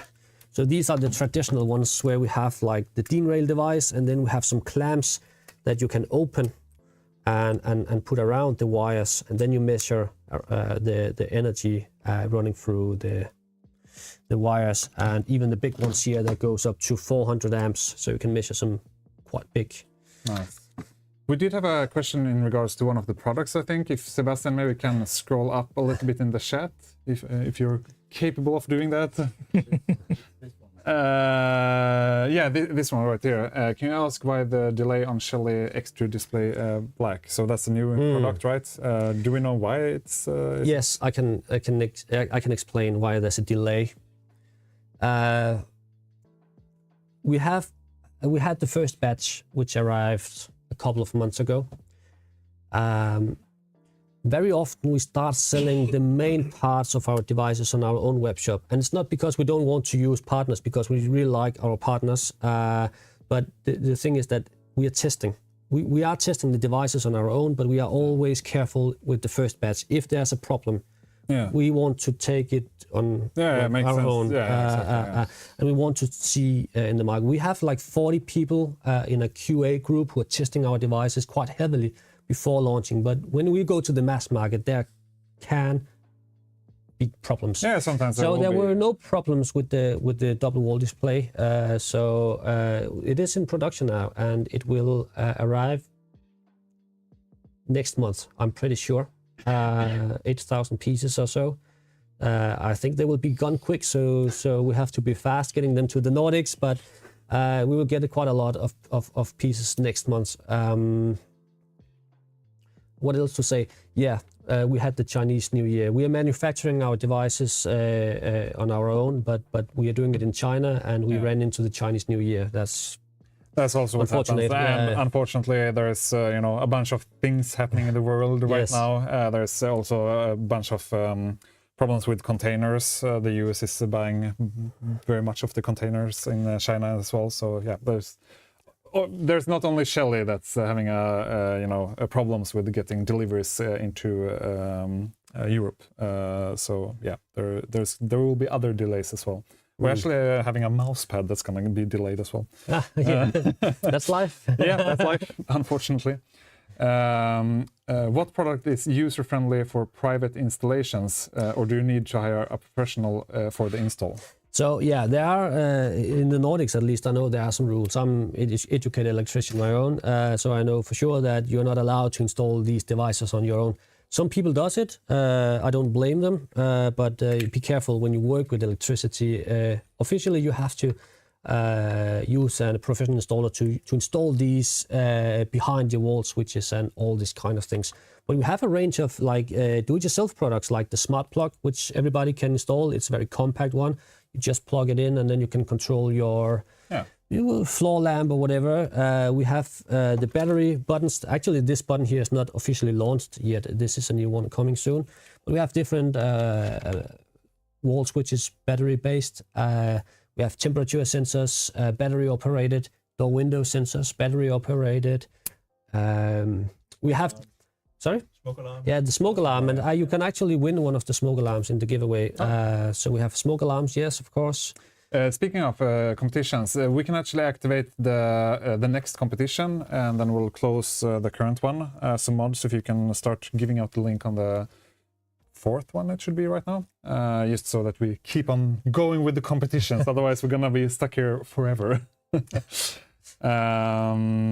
Yeah, exactly, and that's gonna be the Govi actually. Yeah, so I'll show that later. Now actually, in regards to our mouse pad, long story short, we had a competition with our own mouse pad, and it was actually supposed to arrive here in April, but right now it looks like it might actually arrive in July, unfortunately. But we'll keep you updated. But yeah, there's a lot of problems with the containers and getting actual spot on the shipping, basically. You can obviously fly, but that's going to be a lot of expenses. Yes. It's very expensive to fly products, especially mouse pads. Especially mouse pads, because they are so heavy. Yeah, not something you usually fly. So yeah. But we'll definitely keep you guys updated. There will be a more official email or something to everyone that's been ordering the mousepad. Are there any wall switches that is allowed to install yourself? Not mains connected. I mean, if you have to work with the 230 volt connection, then I guess not. I mean, in Denmark, I don't know about Sweden to be honest, but in Denmark you're allowed to replace a wall switch on your own, one-to-one. But installing a relay behind is not allowed. Just to mention it. the idea is that you install these behind your wall switch, and then you can use any wall switch that you want to use because you're using the existing one that you have, and you can pick your own design and all these kind of things. And of course, then we have the battery operated ones, which you can install above, or you can replace the existing one and install as well. We have one that fits with Exact. I think the most common installation, what we call standard, is Schneider Electric's Exact system. We have one that fits inside as well. So you can remove that one. I don't know if it's allowed, to be honest. You have to check that. But you can remove the old one and install the battery one, or install it above. But it's not nice looking, to be honest, to have one above. I guess you have seen it. I mean, I'm a fan of smart home communities. So I read them every day. I cannot count how many times I've seen people like sticking the wall switches so you're not able to press the wall switch because they are installing their like Philips Hue dimmers above or something like that. And if you turn off the power consumption from your Philips Hue lamps, then you're not able to control it from your phone or whatever. So people are sticking it. It does not look nice. So yeah, there's a Anthrax, I'm not too sure about that anymore, but I'm not going to say anything here officially on the live stream. No, exactly. It's okay or not. I mean, you'll have to read upon regulations yourself and make sure that what you're doing is legal, obviously. Yeah, perfect. All right, before the time runs out, I think we do have some competitions. I'm thinking we're going to do most of the competitions off cam, actually, because we don't really have time for doing all the competitions. So we will we'll do like this. The last link, we'll use that for the rest of the competitions, and we'll do the Shelly one on that one as well. And then we'll take some more questions, since we still have questions, and we'll keep the time dedicated for questions instead of competitions, if that's fine with you guys. For sure. Yeah, nice. Sounds nice. Sure. If you guys have more questions in general about smart home or in regards to Shelly, please keep on asking, and then we'll eventually end the live stream. I'm getting hungry. I'm not sure about you guys. Just a little. Yeah, just a little. Yeah. Thirsty, I would say. Yeah, thirsty. Yeah, a little bit. Yeah, it's Mic up my stomach. Yeah, Sebastian's been walking here like a, I don't know, ghoul or something, and like, amazing. 30 minutes. Yeah, I did. That's the problem. I mean, when we have so much to talk about, and there's obviously so specific questions that you want to dive into, obviously you want to answer them, and that's amazing. Exactly. There was about to be more competitions, but we will do all the competitions on number 4 instead. So all the rest of the products, which is going to be a Govee, there's going to be a Shelly giveaway bag that we showed in the beginning of the live stream, and there's also going to be some Eve products that we'll throw in there. But we'll do them off cam because we basically do not have time. It's 8 o'clock right now, and we need to find somewhere to eat that's still open. Can my smart home fix me my dinner? I think to an extent, if you prepare it, definitely, but I don't think it can actually make the dinner for you. Maybe there's some robots, you can press a button that sends a notification to your wife. I'm not going into this discussion. I was just they put a Shelly relay on your microwave. Oh yeah, microwave. I also work with the wife again, so yeah, sure. Actually, you have an oven, Siemens oven, which has smart things. Smart things. No, yeah, smart things. Home Connect. Yeah. Home Connect. Oh, okay. Yeah. It's built in. Oh yeah. This is Siemens. Yeah. And it integrates with Homey. So essentially, I could place something in the oven and get Homey to start it at some point. So, but then you still need to prepare exactly. Yeah, that's what I'm thinking. Like, it's funny. I love the smart oven, the smart coffee machine, and all. I have the smart coffee machine. Yeah. But it's not super smart, to be honest. I can start 50 different coffee, espresso, macchiato, all this kind of shit. But when I turn on my coffee machine, it has to like rinse or put clean water through. So anyway, I need to replace the mug and all this shit, and my milk cannot stay out because then it's not nice milk anymore. So you anyway have to walk. But what I like is I have one button with a sticker. Actually, it's a UV printed icon of a very nice coffee mug on my wall switch, and when I press it, when I walk from my office, it turns on my coffee machine, and I have saved 30 seconds of my life every time I get down to my coffee machine. It's gonna be a lot. I'm smiling all the way down to my coffee machine. That's going to be a lot of seconds in the long run. So yeah, it's amazing. It's there was actually one person mentioning that you can actually connect it to Uber Eats or whatever works in your country. That would definitely work. Like, I don't know, ordering a pizza or whatever. Favorite place. Actually, it's possible. Yes. So I've not tried it. Yeah, you had to do it now. Yeah. favorite place, which pizza, how many? Yeah, that's amazing. Actually. So we can actually have you should try it on the wall display, having 10 buttons with your favorite pizzas, and should be able to order some pizzas from the wall display. Foodora or similar. Yeah, that's amazing. Shelly guy sleeping on the couch. Next video coming up. How to order a pizza with. Oh my god, that's amazing.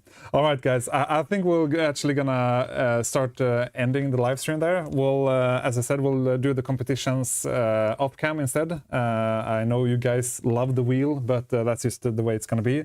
There's a lot of things that we still gonna give away. So I think it's the Homey Pro, it's the Govee kit. Which kit, Govee kit, did you end up? Hand them to me, actually, yeah. Big one. Yeah, we'll switch over to your camera and give it a shout out at least. Because actually, I didn't really cover this much, but I was talking about the synchronization with the TV, where you have the camera on top. But this is their sync box, so it works with the HDMI cables, so you can place it more hidden. You don't have the camera. And it's a kit where it comes with both the light strip that goes around your TV, also the side panels to put beside it, and the box. All right. So this one is, but I would say this one is more for the PC, right? Or exactly. Yeah. There's also a TV version, but this is the PC version. Amazing. And I think there's 6. You're not doing your job, Sebastian. Benjamin has literally done a whole presentation of this, and the sound has been off. He had one job this evening. Thank you for the perfect presentation. Yeah. So if you could do this to mic drop. Again. Are we ready? I'm just going to leave. You're a fan, Sebastian, I can see in the chat. I'm just going to say, I'm sorry, chat. We're getting a bit tired here in the studio, as you can notice. But basically, should I just do it briefly again? Yeah. I think it's worth it. Yes, it's an HDMI sync box. So you put it on your table or wherever. There's a strip light included. You put around your monitor on the back. Yeah. And then there's 2 table lamps that you can put on each side of your screen as well. Yeah. And through the box, you put in your HDMI cords, whatever you have to your monitor, and it looks at the pictures going through and then generates lighting that fits to it in your room. So it synchronizes with the lights that you have in the package here, but also if, for example, buy a floor lamp or something else, you can add it in the room. And get everything synchronized. So a really nice starter kit. Yeah, we heard you did it first. Amazing, yeah. And then obviously some EVE products, the rest of the Real-Link products as well. There's a lot of stuff. We can definitely do. I can definitely do a list on Discord or similar where we present all the winners with the first name and the beginning of the last name or similar surname. So yeah, no worries.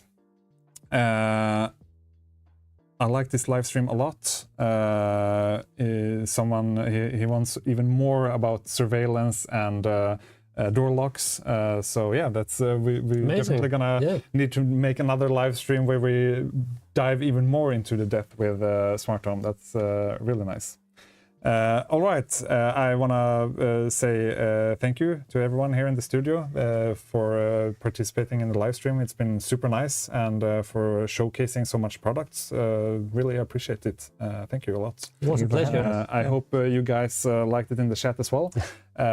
It's been a long evening. I like it. It's been going nice. really fast. I have to say. I mean, I didn't realize what the time was until I really looked it up, or when Sebastian was going around like a Being hungry. crazy person. The Discord link, it's discord.gg/Inet, and then you'll get to the main channel basically. I'll see where I put the winners, but you don't have to join Discord for being part of the competition. You will get an email if you have won. We'll do everything through Gleam, so it's going to be fair and square. Nice. Yeah, thank you so much. Any final words or thoughts? I don't know, maybe the mics are muted again. Yeah. Somebody said replace Sebastian with AI, so you can think about that. Would probably work.